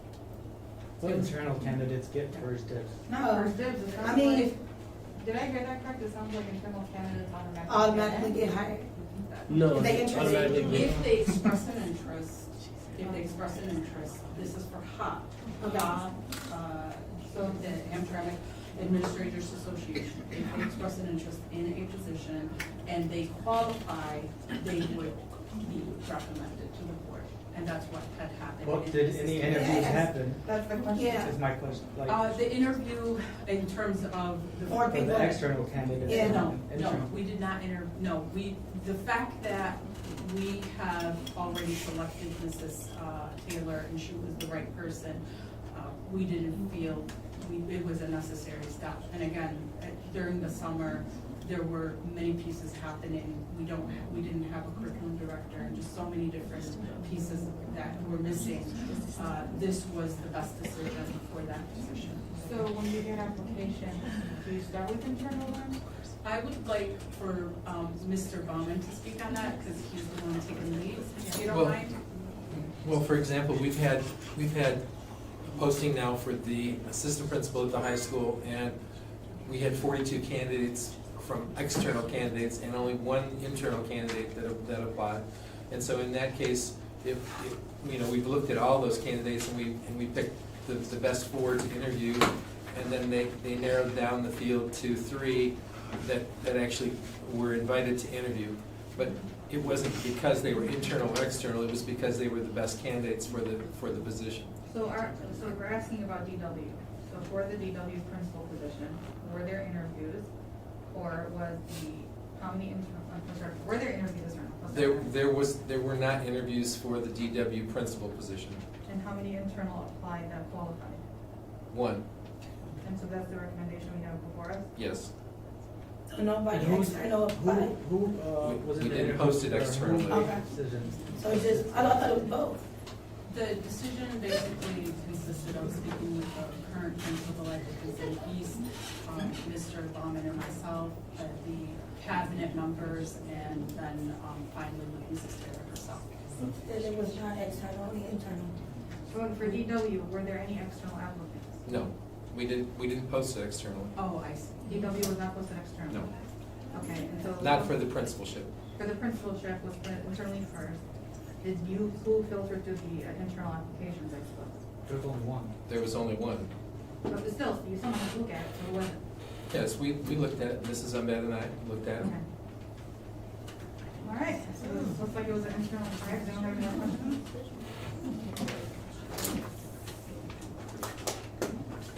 How do you vote? Elginay? Aye. Paul? Hedwin? Aye. Aye.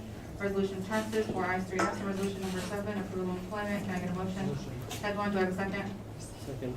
Elginay, resolved the Board of Ed does hereby approve the employment of Nathan Talbot at the state as the state and federal funding assessment and data specialist, $90,000 per year, effective August 7, 2023.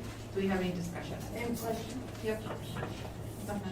Yeah, come on up, we're gonna have you much questions in the next seat. Okay. All right.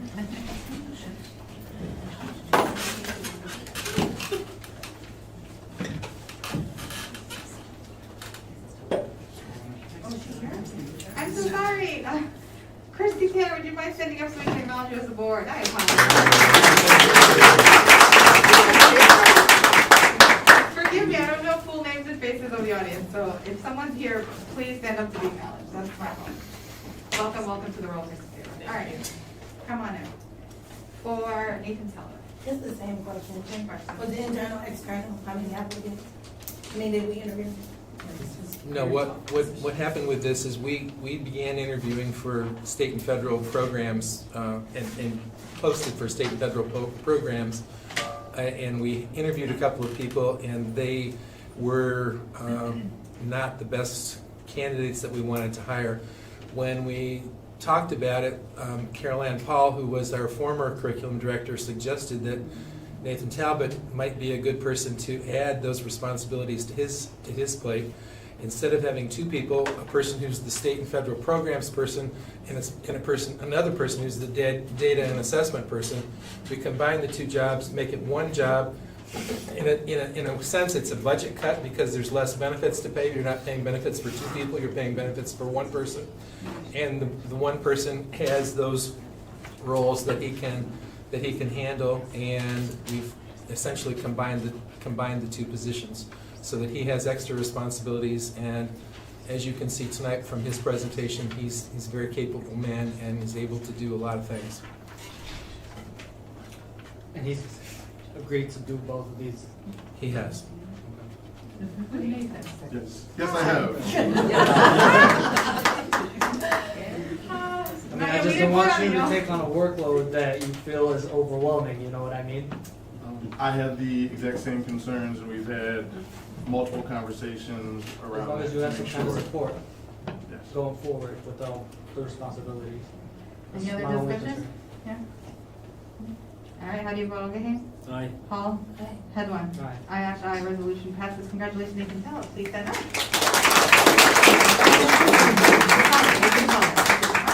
Resolution number 8, approval of employment. Do I have a motion?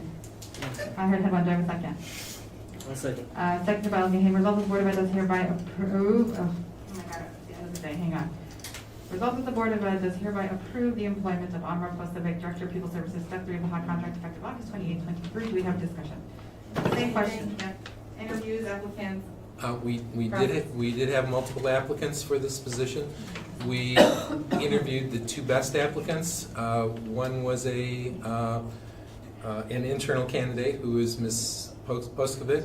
Another was a person who works for DPSCD in their public relations department, who had very good public relations skills but didn't have the technical skills to do the daily things with enrollment and student responsibilities for attendance and things like that. So when we interviewed, the interview team consisted of 3 central office team members, and it was a unanimous vote to recommend Mrs. Poskovic as the candidate for the job. When you say the best, the two best, like the requirements, I'm not sure what the requirements for this position is, but out of all the applicants, only 2 people out of resumes were good enough for this position? There were a number of people that applied for the job that simply did not really have experience doing anything like that. They look at it, I think, as an entry-level position in a school district, and they think, well, if I get started in this position, I can maybe move up to something else later on. But they did not have the experience of doing some of the things that we need to have done in the enrollment department, in taking care of parents as they come into the office, taking care of special ed students, taking care of attendance at each of the schools, making sure that attendance is being taken care of properly. So when we do the student count in the fall and the student count in the spring, that we are able to count all of our students and get credit for them for our state aid. And there were not very many candidates that had those skills. Is this a new position? It's not a new position, no. There has been, I think there have been 3 or 4 different people in the position in the last 2 years. Well, if she moves up, well, who's gonna fill her seat? Because didn't she just, I'm sorry, I didn't hear the question. so if she gets this role, who's gonna fill her current position? We'll have to post for her current position. Are we gonna interview more than 2 people? If we get more than 2 good qualified people, yes. I'm just a little confused because I do know somebody that did apply for the job, and I feel like they were more than qualified for us. Okay, I'm not sure who that was, so if you tell me afterwards, I'll be happy to look at it. And by the way, we do have interviews scheduled tomorrow for assistant principal at DW, and there will be 3 candidates that we're interviewing. We try to get as many as we can, 3 or 4 candidates, usually the best 3 or 4 candidates if at all possible for a job when we have 3 or 4 good candidates. I feel like sometimes we only have 3, and then we interview them, and then the people that didn't get called for an interview, they find something else that probably would have been a good candidate. I feel like we should do more than 3. Cause you don't, cause what if you don't like, I mean, a resume look good on paper, but when you sit and talk with somebody and, you know, fill the room, that's a completely different thing. Yeah, there are people who interview well and Yeah, and then don't do the job. then don't pan out too. So it works both ways. But I understand your point. I would love to always interview 3 or 4 people if there are 3 or 4 good qualified people. So no more than 4. Well, I mean, it depends. If you think that with 3 or 4 you can get somebody that's going to do the job, I don't know that I would interview 7 or 8 or 10. Well, I know for the high school principal and assistant principal, we went through a lot of interviews apparently. Yeah, because it was nobody good enough, I guess. Do we have a process for people who have been filled if they've applied? Yeah. I'm sorry, one more time? So for folks who applied, do they get I know it depends on the company, depends on the business, et cetera, or whatever. Do we have a process when we Notify them that they. Yes, we do notify them that the position has been filled and that they were not. not just interview candidates, but applied candidates? Yeah. Everybody that applies. When do we send that out? After we hire the Yes. person? Yeah. Any other discussion? How do you vote, Alvin? Aye. Edwin? Aye. Paul? Aye, aye, resolution passes. Resolution number 9, approval of employment, do I have a motion? Edwin, do I have a second? I'll second.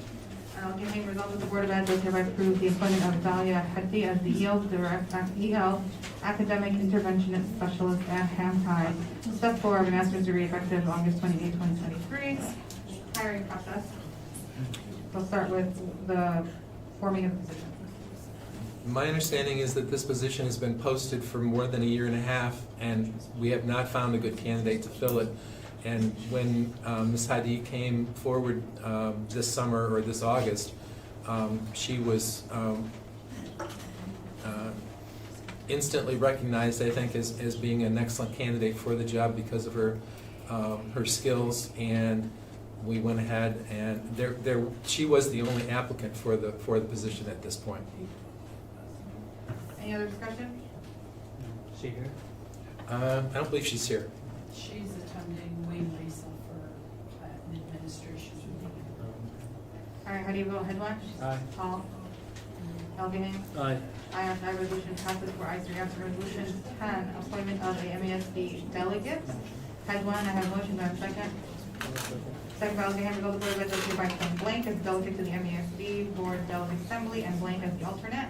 So this is different than the January vote. In January, we voted for a MASC Board of Advocacy Liaison. That's a different role.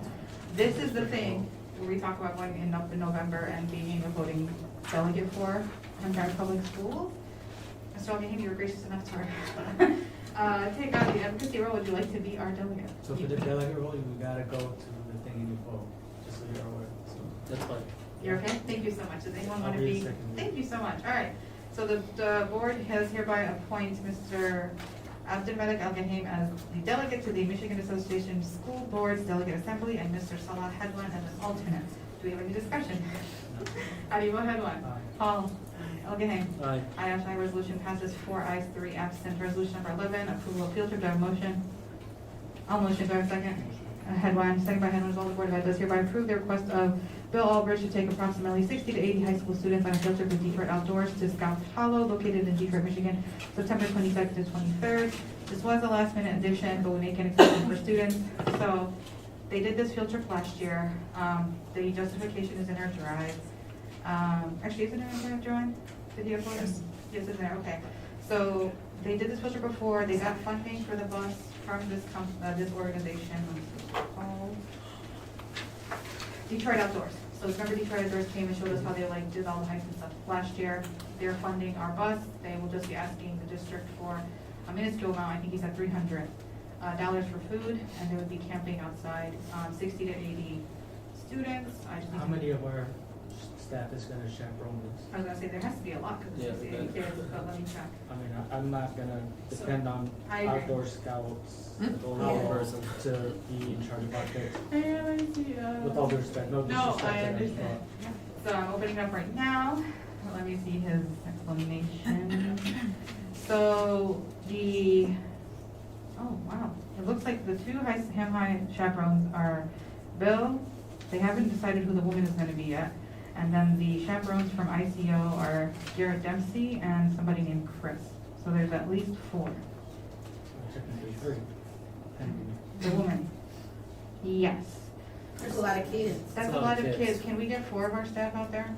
Just, I feel like we need more. Need like 6. Yeah, you need, I feel like you need at least 6 to 8.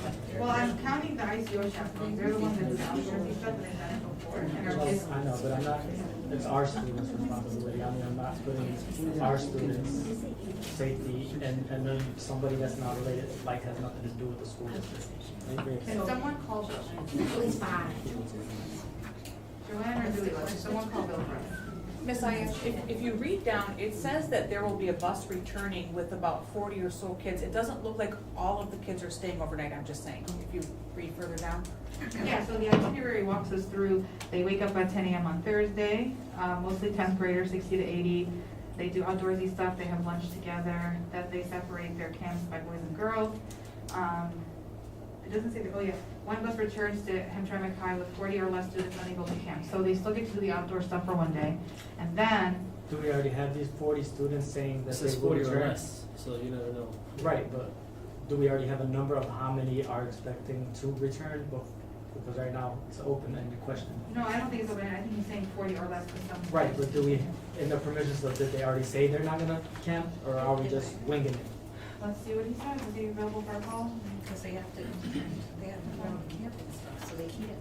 We can come back to this till he answers, because it sounds like you have answers. We can, So he needs, you guys wanna take mostly, we'll go back. Well, you say come back? Come back to it. I don't think we should table it. I mean, because of course we don't let the kids go, we just need more, a That's, couple more chaperones. that's what I'm saying, like, they did it before, they came back safe, I know what you're saying, so I hear that, that's valid. And if he can confirm, he can get, he said at least a couple more chaperones. Please, so it could be like 4 or 5 of them. 4 or 5 of But us. now it's only 3. Right now, no, it's 2 of us and 2 of them. But they absolutely need a woman because they're gonna have. Yeah. But that's not gonna happen. We Someone's need more gonna. than one. 2 women, at least. I didn't miss that, okay. The Peter Gallery. But if we vote, I think my only concern is that you say yes now and you don't like the answer you give us later, he can still take them. Oh. That's the only problem. Want to add pending Oh, the yeah. final. Okay, let's amend the resolution. Okay. It was motion by, was it me and then you? Motion by Hayash, seconded by Headline, right? Sorry, I feel like it's wrong. Yes. It was us. Motion by you. Seconded by Headline. Result, the Board of Ed does hereby approve the request of Bill Ulrich to take approximately 60 to 80 high school kids on a field trip with Detroit Outdoors to Scouts Hollow located in Detroit, Michigan, September 22nd to 23rd, pending more information on safety and chaperones. Are you okay with adding that language? So after. Right, but even when we get that information, what if we decide that's still not enough? That's Are why we it's approving the pending. field trip though?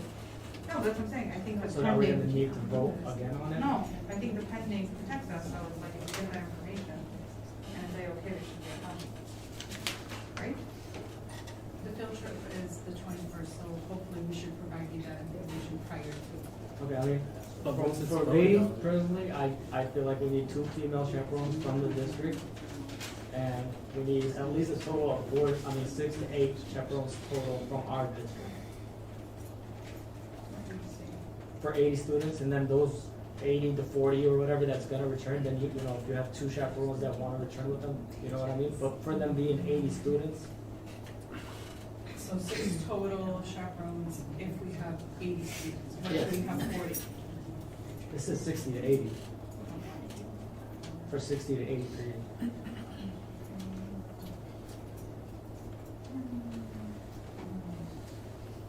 Oh, I can call them.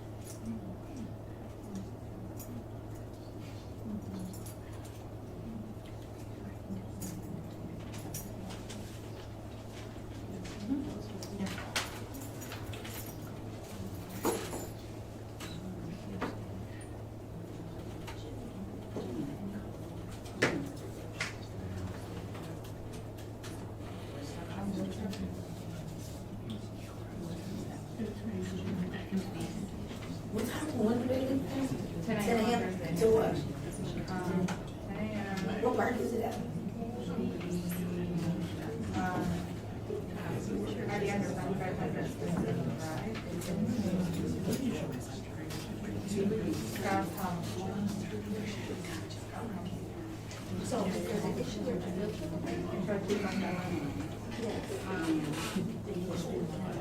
And so they feel that two more people are not enough for high school.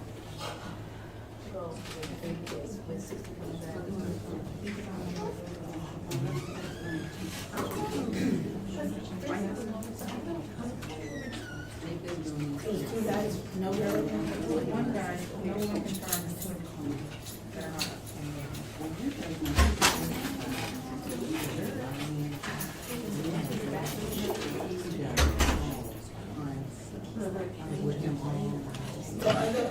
Do we know? We don't know. Because they done it last year, they came back saying they don't know. No, so do we know if the 40 girls, is that the girls coming up? 'Cause I'm pretty sure they can. Two, 5, 8, 5, 4. 3, 7, 8. 5, 9, 4.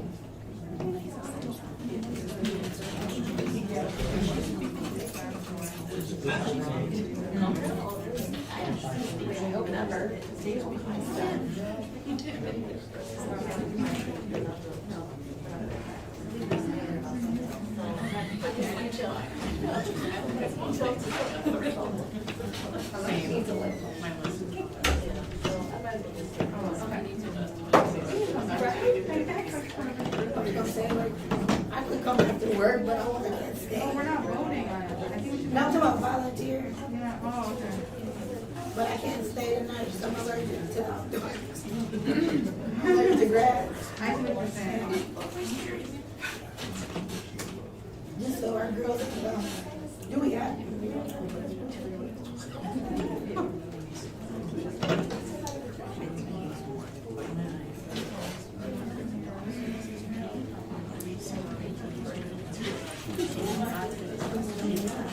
But I don't want to say, we'll come back. All right. All right, I did text Bill, so hopefully if he gets back, I'll put him on speaker so we can all hear him. But I don't think we can vote yet.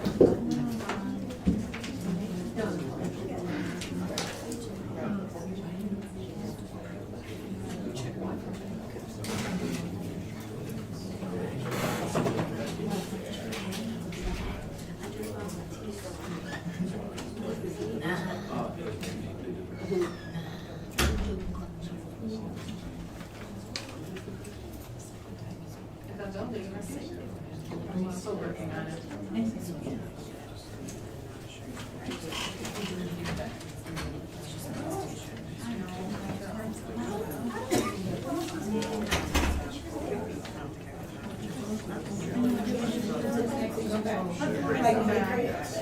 Well, we can't do anything, we don't have.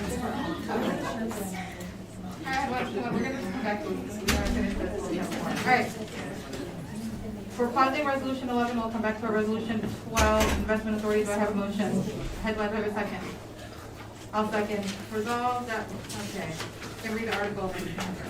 That whereas section 1223 of Act 451 of the Public Act of 1976 as amended provided the treasurer of any school district when authorized by resolution of the Board of Ed may invest funds of the district and such investments by this resolution of the Board of Ed may invest funds of the district and such investments by this resolution are restricted to the following as allowed under Act 451. You have Articles A, B, C, D.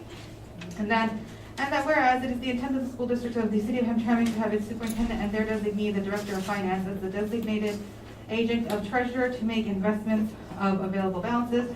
Do we have any discussion? I got the clarity I needed. Does anyone have anything else? Nothing? All right. How do you vote, head one? Aye. Elgin? Aye. Paul? Initially, I was gonna vote on it, but since it was already on the agendas prior to, which nobody seemed to remember. Yeah. I mean, I kind of feel like this could all have been avoided if we knew it was already on there. I think so too. I really think between everything that happened, like Joanne says, probably even the district being closed, but people were still here. I don't think we got the clarity we needed, and there was confusion about it being on past agendas. But if it's been happening in the district, then the risk Right, has I been know. minimal. This But you saw my computer, I said I thought it was a different. Joanne said 15 years, so. She said she went back 15 to just. I went She back remembered 15, it. but I think longer. I think it's been on there as long as I've been here. It's been I remember forever. it from previous years, so that's why I was confused. I don't remember, because I remember you telling me it wasn't on there previous years, that's why I trusted. It's fine, I was confused, but I don't have any other discussion around it, but I had how do you vote? Aye, and aye, resolution passes 4 ayes, 3 absent.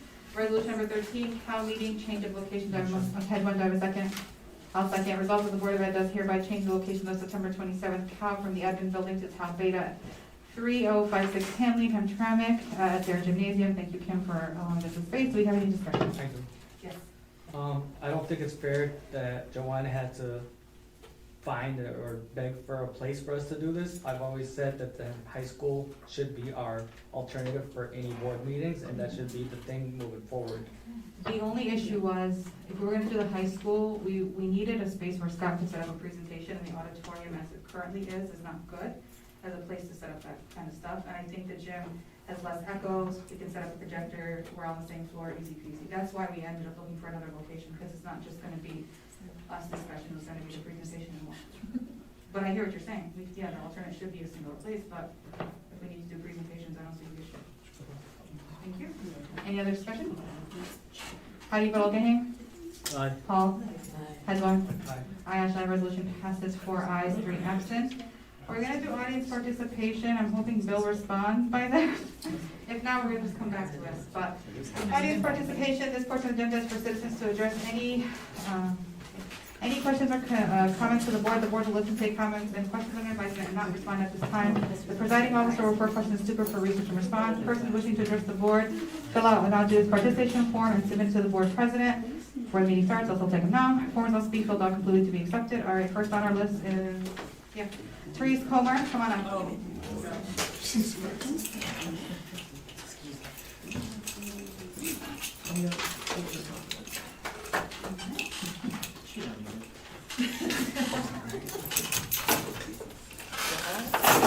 Sorry, on my keys. I had a lot to say, but I'm just gonna stick to my script right now. Anyway, on August 27th this year, a racist neo-Nazi shot and killed 3 people in Jacksonville, Florida, because they were black. And I feel like as a part of this community, black students, black staff are often ignored. There was no, we stand with you, we're for you, we're with you, nothing like that from anybody.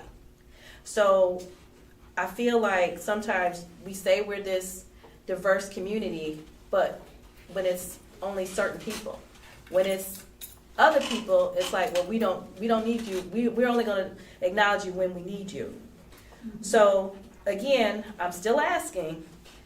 Somebody at the high school, as far as I know, told some kids, black kids, that they could not eat in the cafeteria after a fight. And I'm still waiting to hear about that. No one said nothing about that. We've got Title IX and sexual harassment investigations all over the place. And what is happening with that? You know, at Michigan State, I think they put the coach is already gone. Not gone permanently, but, you know, he got suspended. So the things you do like to talk about is, I remember the last meeting you all asked about middle school sports. Well, you have an athletic director, and it was either him or one of his people came to all the elementary and middle schools last year and asked what sports were they interested in. So for you to, you know, kind of sit here in this forum and say, well, they're not doing anything, you hired a whole guy to do it. And I don't know if he's still here because people quit and leave, and I don't know who's in charge. He may not be here anymore, but there is an answer to that question. Let's see.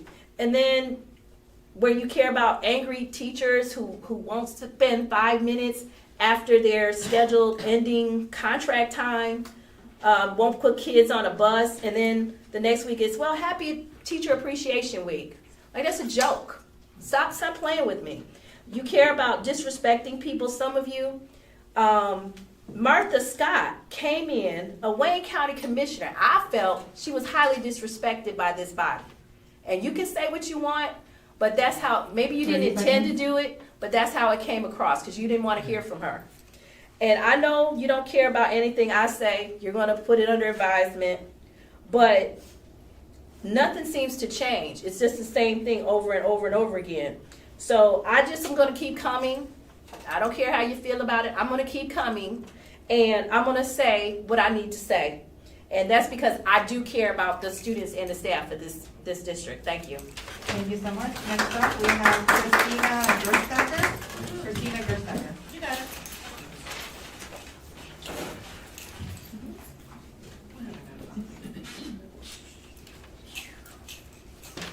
Hello, hello. Okay, I'm ready. Last spring, I was told twice we would get a security guard shack for the Dickinson West portables. There is no security guard shack. We are sitting ducks out there. Please build us something. I know quite a few of you were in this room in the spring. I sat up here a few times. We need a permanent structure out there with an adult monitoring the portables. With every school shooting we've had go on in this nation, the fact that that has not been a priority does not run me right. I mean, I am gonna start emailing every day until we get it. I have 24 kids in my class. I need to know that when I'm up at the front of the line, covering the middle and the back, they are safe. And it's not safe. We were also told there would be fans for the rooms, like 317, that don't have air. No fans have been dropped off. It may drop down to 60 degrees, that building stays hot. Please get us the security shack, please get us the fans. Also, while we are talking about positions, specifically the pupil services director job came up. I don't know how many of you are aware, but for some reason, it was believed that Dickinson West had 3 second grade teachers. Students continuously were funneled onto our rosters. How can someone that gets that position not know how many sections of second grade there are? And emails went unanswered until finally she realized we weren't playing around. Let's please make sure that everybody knows how to do their job around here. I'm expected to do my job. Everyone else needs to be expected to do theirs. Thank you. Thank you so much. Next up, I have Daniel Toboy. Daniel Toby? Toboy.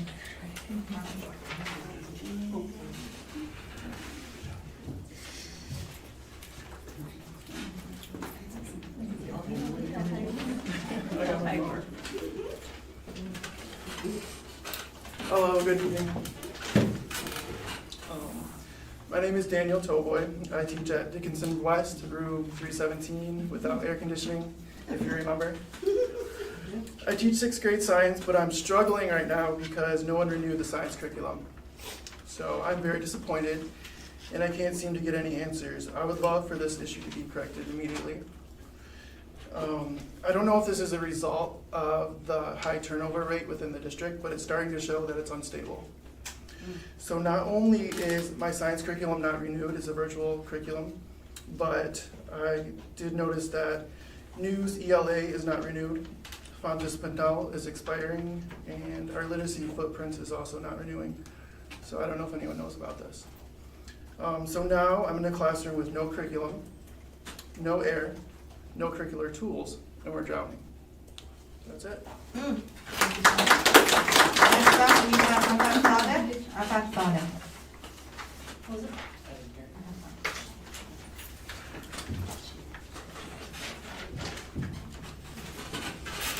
Hello, good evening, everyone. I'm here because I'm very disappointed in what's taking place with the VLI program. I pulled out my daughter from Hamtramck High School last year in March. I'm not going to get into details to why I did. I pulled her out in March for her to join the VLI program.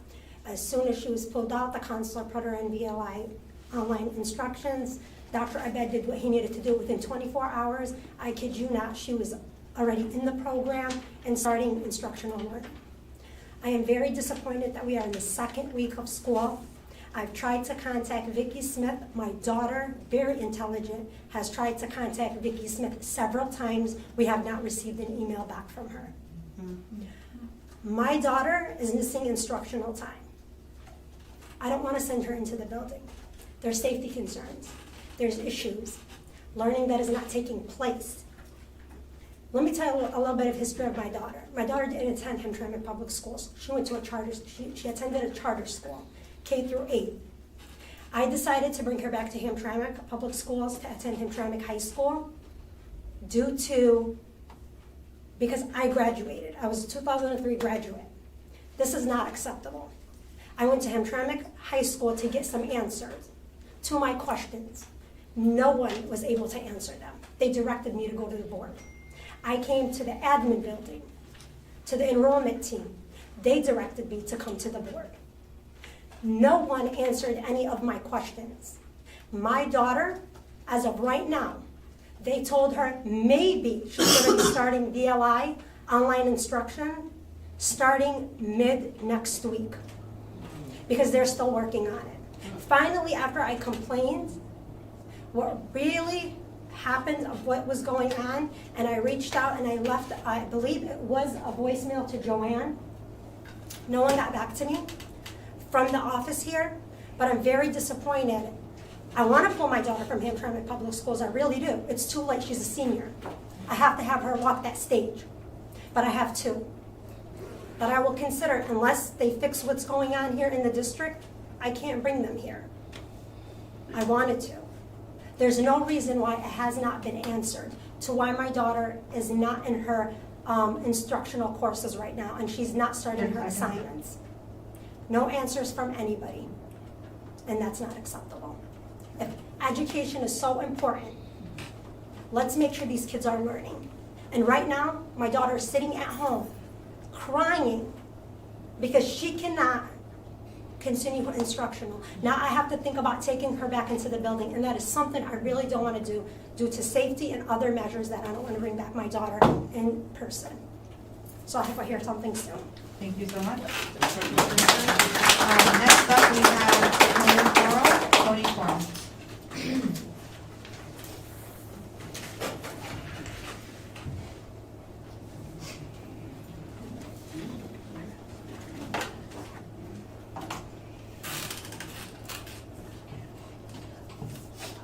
Horizon is missing a math teacher. A teacher from Hamtramck High School was approved to transfer to our building in the summer, but she is not yet with us because her position at HHS has not yet been filled. The students at Horizon are some of our most vulnerable and at risk of dropping out. Yet now they have been without a math teacher for 2 weeks, and who knows how much longer that will last. How can they show any growth if they have rotating substitutes? That's simply not fair. And I want to address something that I heard the board discussing about VLI. The district could request from the state a unique code for VLI, making them their own school, and thus taking the students and the teachers out of their home schools. So the students would no longer be in Dickinson West or Dickinson East. VLI would be its own unique school and contained there, and therefore they would not be, all that information would not be spread around. Miss Vanessa would not have to do paperwork for kids at Dickinson West. Students wouldn't be enrolled in Hamtramck High School, but yet online. It would be its own self-contained. The district can request that code from MDE. I don't know how long it takes, but we might want to consider looking at that. And Michelle Cook came over and over and over last year telling you her concerns. I'll talk to her, she retired. I bet she'd come back and tell you again her concerns about VLI. Thank you so much. Next up, we have Teresa Goodrich.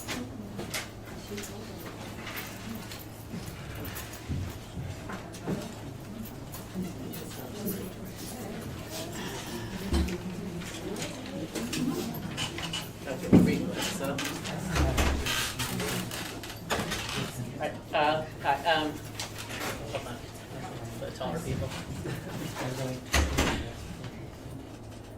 Teresa Goodrich, I teach 8th grade ELA at Kosciuszko. This is my 28th year of teaching, 26th at Hamtramck. We heard discussions about reading scores being low, about the curriculum constantly changing. You said over the last few years. How about the last few decades? This has been an ongoing complaint / discussion by teachers. We recently had a professional development where the presenter discussed the science of reading. You know what this presenter said? The programs we teach aren't effective. The programs our school district uses aren't good. They do not back up the science of reading, and they specifically listed the programs we use, like Lucy Calkins. And we told them before when we had it that it didn't work. It was way over the kids' heads. We had to modify it. For our group of kids who, a lot of kids struggle with reading, it didn't work, but yet we went with it again. It might just be a feeling, and I've heard many teachers say this, we feel like Title I money comes in, there's a rush, like, oh my gosh, we've got to spend like $3 million. We got all this Title I money. The due date is 2 weeks from now. The easiest thing to spend money on is curriculum because it's expensive to buy curriculum. So we just keep changing it over and over. We don't get a chance to see if it actually works with kids.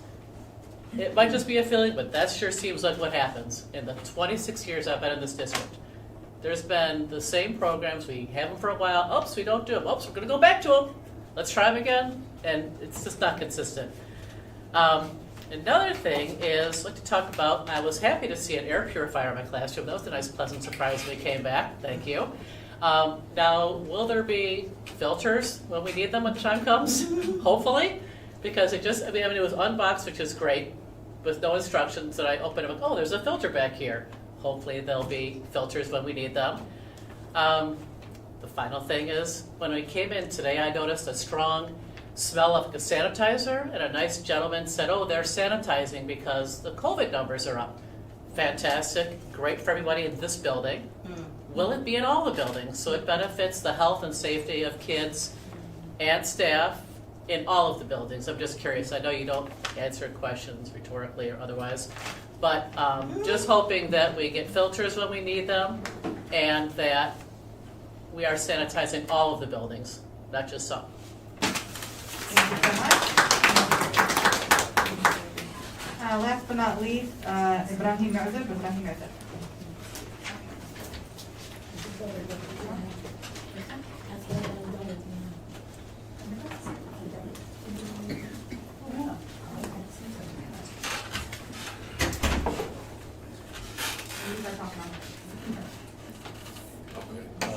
My name is Abraham Azeeb. My daughter's going to ECE.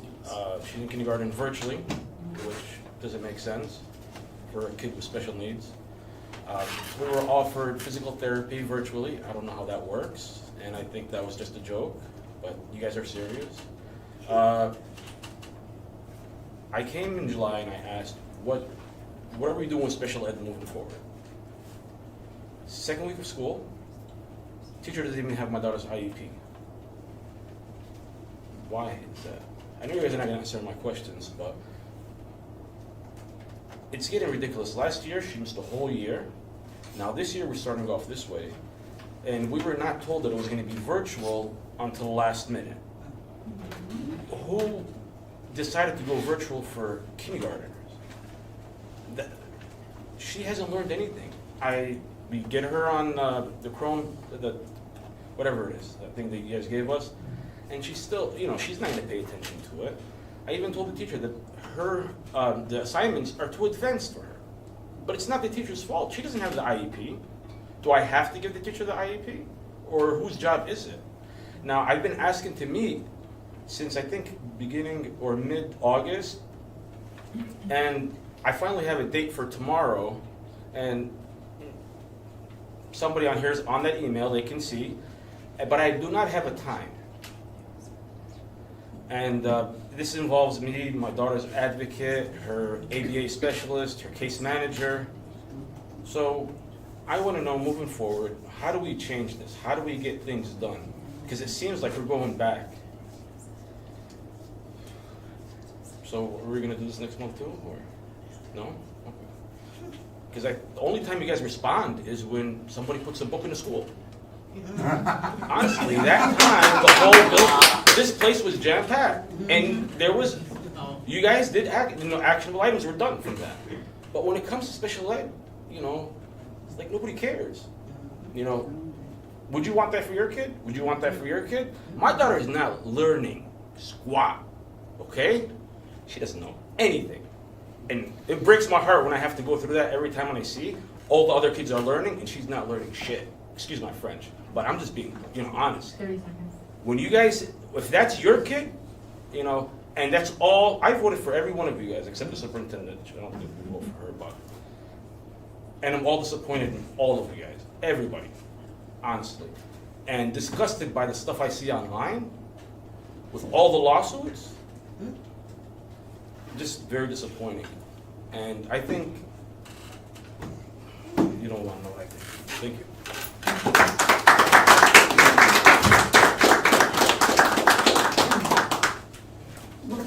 And I was gonna say, we have to go back to that vote, and then we can do more discussion. Okay, so, back to resolution number 11. Do I have a motion? Motion by Headline, seconded by Ash. All the Board of Education hereby approve the request of William Albers to take approximately 60 to 80 high school students on a field trip to Detroit Outdoors to Scottsdale, located in Detroit, Michigan, September 22nd to 23rd. So it's an overnight trip. I did not get a response yet from his message, so I guess we're just gonna have to. Do we have any other questions? How we feel? It is next week. I don't know how quickly we can get that information. Somebody, you give me back. The response that I received from the building principal is that they can just make it a day trip and not an overnight trip. Can it be an overnight trip later in the month? I don't get it. I think the biggest concern is that Woman chaperone, right? but I don't know how many. I have other The girls. concerns, to be honest, I have other concerns. What's your other concern? I mean, I prefer not to like publicize it, but something, you know, that all the board has information about, and I just, You can take a vote. just, That's fine. How do you feel, Headline? nay. Okay. Nay. I Paul. And I aye, resolution fails. 2 nays, 2 ayes, 3 absent. If we get more information from the principal on the upcoming date, I don't think we have an issue with the field trip. I think we have sufficient information to proceed. Board discussion time. Yeah, I got a couple. Wait, let me go first. Yes. All right. First one is, why is it not sanitizer in all the schools? That's ridiculous. That's what I was gonna say. That is ridiculous. There's no sanitizer. COVID is like. Not even with COVID, sanitizer. We need to ask the Sanitizer. question if they are or not. Sanitizer. I think we need to verify that. We need to verify that before we jump to the conclusion that it isn't. I will tell you that our custodian staff are doing their very best to keep the buildings clean and make sure that they are sanitized. Okay, second, I remember too, we said that we were about to get these fans. Where are the fans at? So I did There should be I no did reason. offer a fan, and I asked them to come pick it up, Richard or whoever, nobody did, but. I thought the fans were We ordered. have fans. They ordered We have fans, but I had And air again, we have a conditioning. system in place. If anyone, any of our teachers, any of our principals have any concerns, they can go and make that request, and the team is pretty good about responding. So we have fans in stock, or we have fans at the I school? believe we have this, yeah, we have. I thought we were just giving them out. Okay, discussion here, my DW people here. Anybody from DW? They just left. They just Uh-huh. left. Okay. What did you wanna know? I was gonna say, just for my clarity, are there any fans in the portables or? The portables have air portables conditioning. Okay, portables have air conditioning. The Um, building, the. There's no fans in the building. There's no fans in Camas building, correct? No. I don't know about, in Dickinson West Side, there's no fans. Oh, sorry, so But the in Dickinson portables, west side of they the do. building. Ms. Vanessa, who goes in your building to school do it and makes that request? Huh? What you mean, who makes that request? Do the teachers have access to school to make a No, request? they would tell me, and I would put it on school do. And has anyone informed you that that was? No, but I thought it was said at the last Yeah, board, that we given it. that they was That's gonna what I get thought. fans. Everyone was going to get So if they did not receive it, I think, reaching out, I mean, it's about communicating, reaching out to Kathy at Buildings and Grounds and. Mr. Miss, I said, we were told that all the classrooms were getting fans. Right. I don't remember fan, you gotta ask for a fan. Yeah, but if they didn't get it, then, Oh, something, okay. there's something. So they don't have a fan. Yeah, there's Right. something in the communication. Why didn't they receive it if this was the message that everyone received? Now that is, Okay, so can we just make sure they get the fans? Yeah. Third, that is really unacceptable that Mr. Moses' daughter IEP wasn't passed down to her teacher. I was gonna say. Because that's ridiculous, because once you go to a new grade, your IEP follows you. It should. And two, my niece is in kindergarten. Thank God my brother sit there with her, but kindergarten, you need to be virtual. 100%. My son is. They're off the computer for 2 hours. 2 So, hours yeah, so, for a break. So here's how they're doing it. So at 9, so at 8 o'clock, they log in. 9:30, they're on break until 10:45. Then they get back on until 11:30 or something, and then they're back on break until 12:45. So I'm frustrated is because in that short amount of time that they are actually in class, the kid's not learning what I can teach him more than, that he's supposed to, virtual gotta go. Is there a way, for kindergarten kids to have access to a building? Because I have 3 things. I feel like we should have an alternative location that the teachers can teach. I don't think the teachers aren't willing to do it, I just think there was probably a planning issue. My thing is, I want to actually bring up, hang on Tony, my thing is I want to bring up what both parents brought up today. This is board discussion, but I want to acknowledge something that I've heard today from 2 separate parents. They will go, they will ask questions, they start at who's in front of them, and then they will move up and move up and move up, and they don't get any answers, and then they come to our meetings pissed off at us, rightfully so, because we were elected to represent you guys, and we only have so much authority up here. My concern is, when does the breakdown happen? Because these are 2 very specific, but not specific, sorry. These are 2 separate instances, but they're not so unique that it wouldn't happen to another parent. One parent with a child who we have seen your face, and we're so sorry, like truly. We have seen him come meeting after meeting because this is his only option for getting anything done with the sped department. We've caught up. We know that the sped department is going through something. However, like Ms. Hall said, an educator, IEPs transfer with the student regardless of how chaotic your district is. Follow through needs to happen for our most vulnerable children. And 1 second, Tony, then Goodrich. The other parent brought up concern about starting with the office, moving up, going to central office, coming up, not getting a response. In the interim. And how are you in interim and you're not responding back to your job? That's the concern, is parents are not getting their communication needs met directly with the people that work with their kids every day. This is not, a witch hunt. This is not us burning anyone at the stake. But 2 parents came with problems that are not unique, that need to be addressed, and whatever the process is not being understood by the admin side. So can we have, not even us as an update, can you ensure that parents know who, if someone gets a hold of them, they're not just met with go to the board? Because that's not appropriate. We cannot, I can't access his kid's IEP. I cannot plan his curriculum. I shouldn't be able to, as just a regular member of a board of education. That should not be my authority. And parents need things met, and they're not doing anything crazy. They're not, being irate. They're not being irrational. They've literally followed the process and now have come before us and in 3 minutes told us all their frustrations. So I'm not responding to public comment. I'm acknowledging parent concerns about the chain of command, and I just want to know what happened with that. Okay. I got one more. Yes. One more. Girl, It's go ahead. really. I'm sorry I forgot your name, but she came up here. Who was the interim? Did we have anything for this people? It was interim? Was Amr the interim? Yes. Okay, Mr. Bowman, he said these were the 2 best candidates. So, if we have somebody that's the interim not doing their job and it just said that was the best candidate, how does that make sense? It don't make sense to me. It don't make sense. If she was one of the good, because honestly, if she would have came up here and told us that before, I would have said no. Yeah. But I'm thinking, these were the 2 best candidates. Well, 2 best candidates, and Amra was better than that person. But she didn't even know that it wasn't 3 second grade. That makes no sense.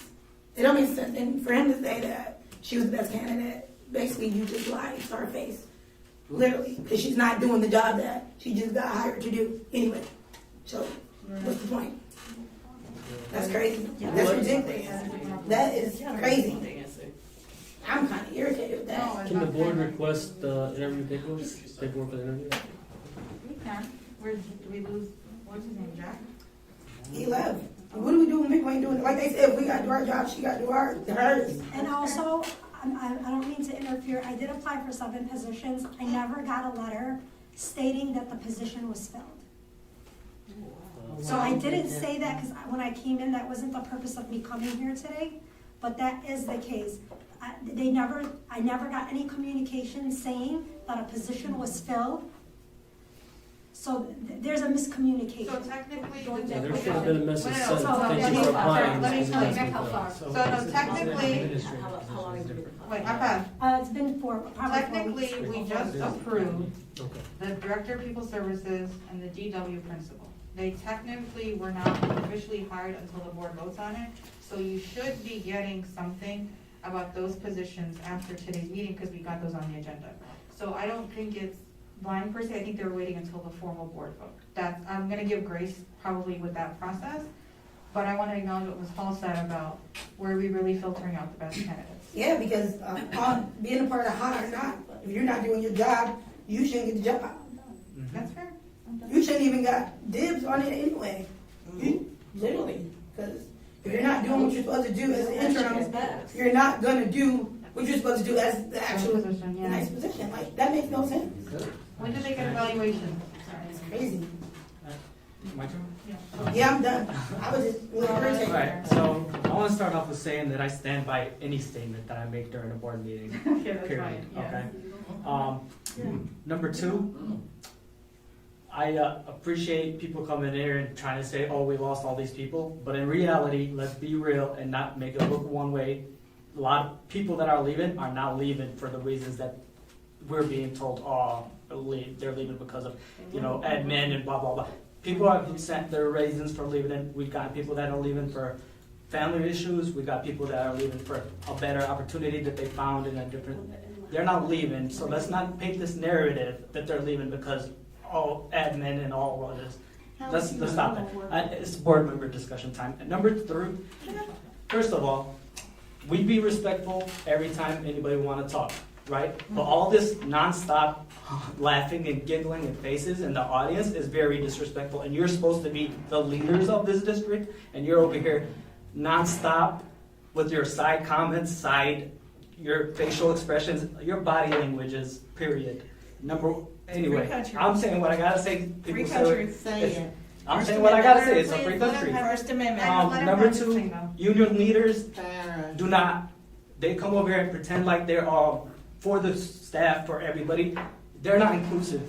If you're not paying union dues, you're not being invited. You're not being asked. You are being left out. So let's be real. If you're a union leader, everybody needs to be included. Okay? Not just who you feel like needs to be included, period. Are you referring I'm to done. the paraprofessionals? I am, yes, I am referring to the paraprofessionals that are non-union paid members and that got pretty much the blackballed and not invited.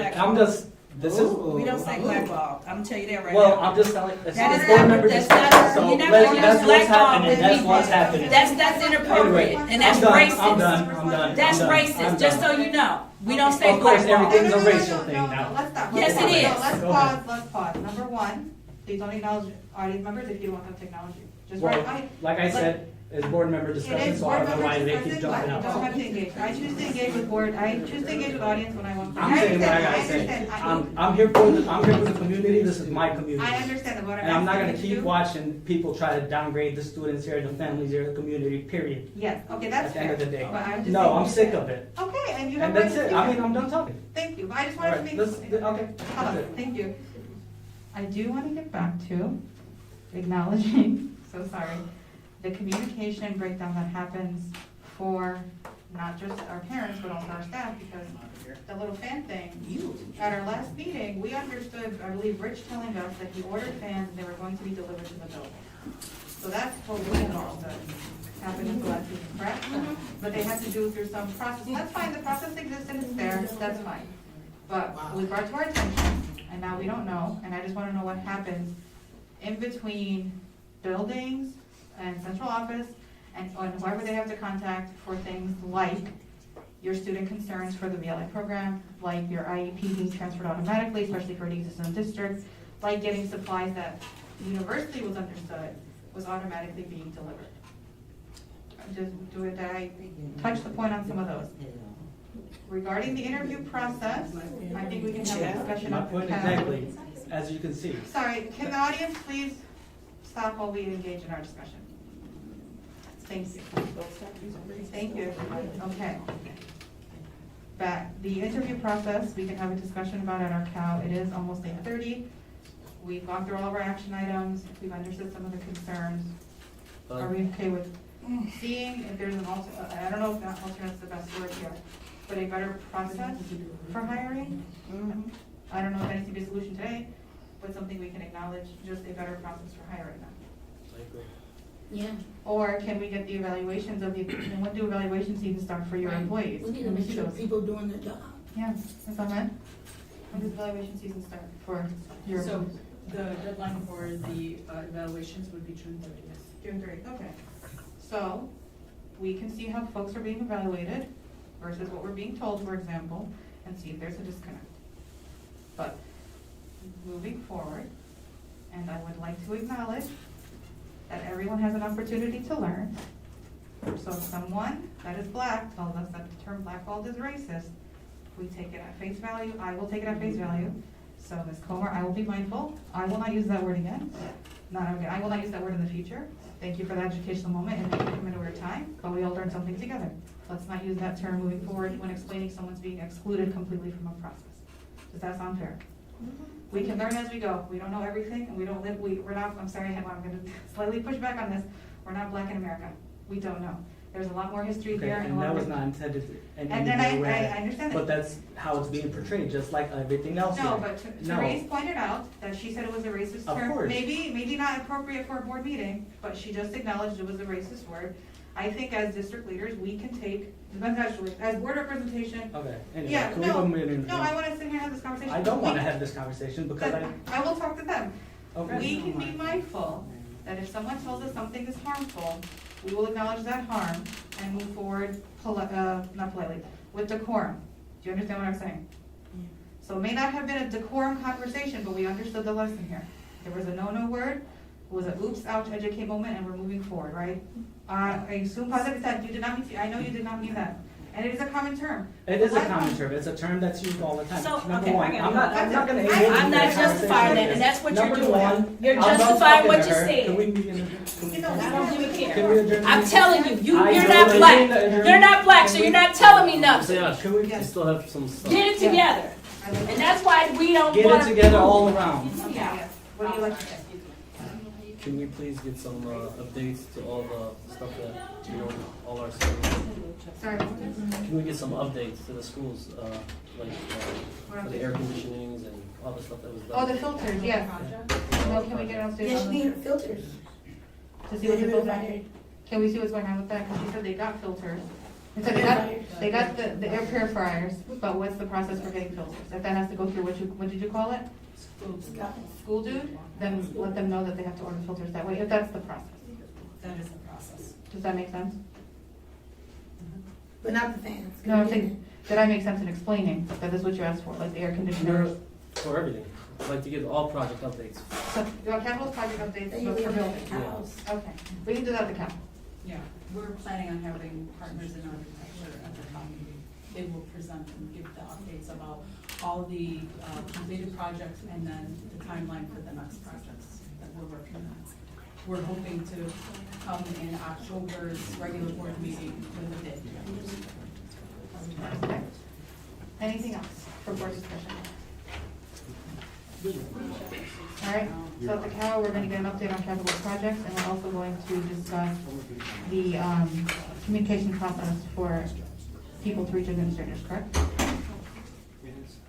Like the process of walking parents through their process. Yes, and if I can talk to the peers at a time, I would like to share something. You're talking about us, the board? Okay, yeah, so your time. I'd rather do it. At the cow? No, just on No, another after the meeting. issue altogether. Is it related to board matters? Unless it goes into closed session, we'll have to be here. No, we're fine. Okay, I'm sure. All right. Thank you for being patient. Thank you to the audience again. Now we have resolution number 14, meeting adjournment. Do I have a motion? Had one, seconded by Hall. Resolved that the regular meeting be adjourned at 8:27 p.m. All in favor? Aye. Any opposed? Motion carries 4 ayes, 3 absent. Thank you so much. All right. So Lee, need a signature. Oh, yes. I did this one, I know, Anthony. This one is for, thank you, resolution. So I need to just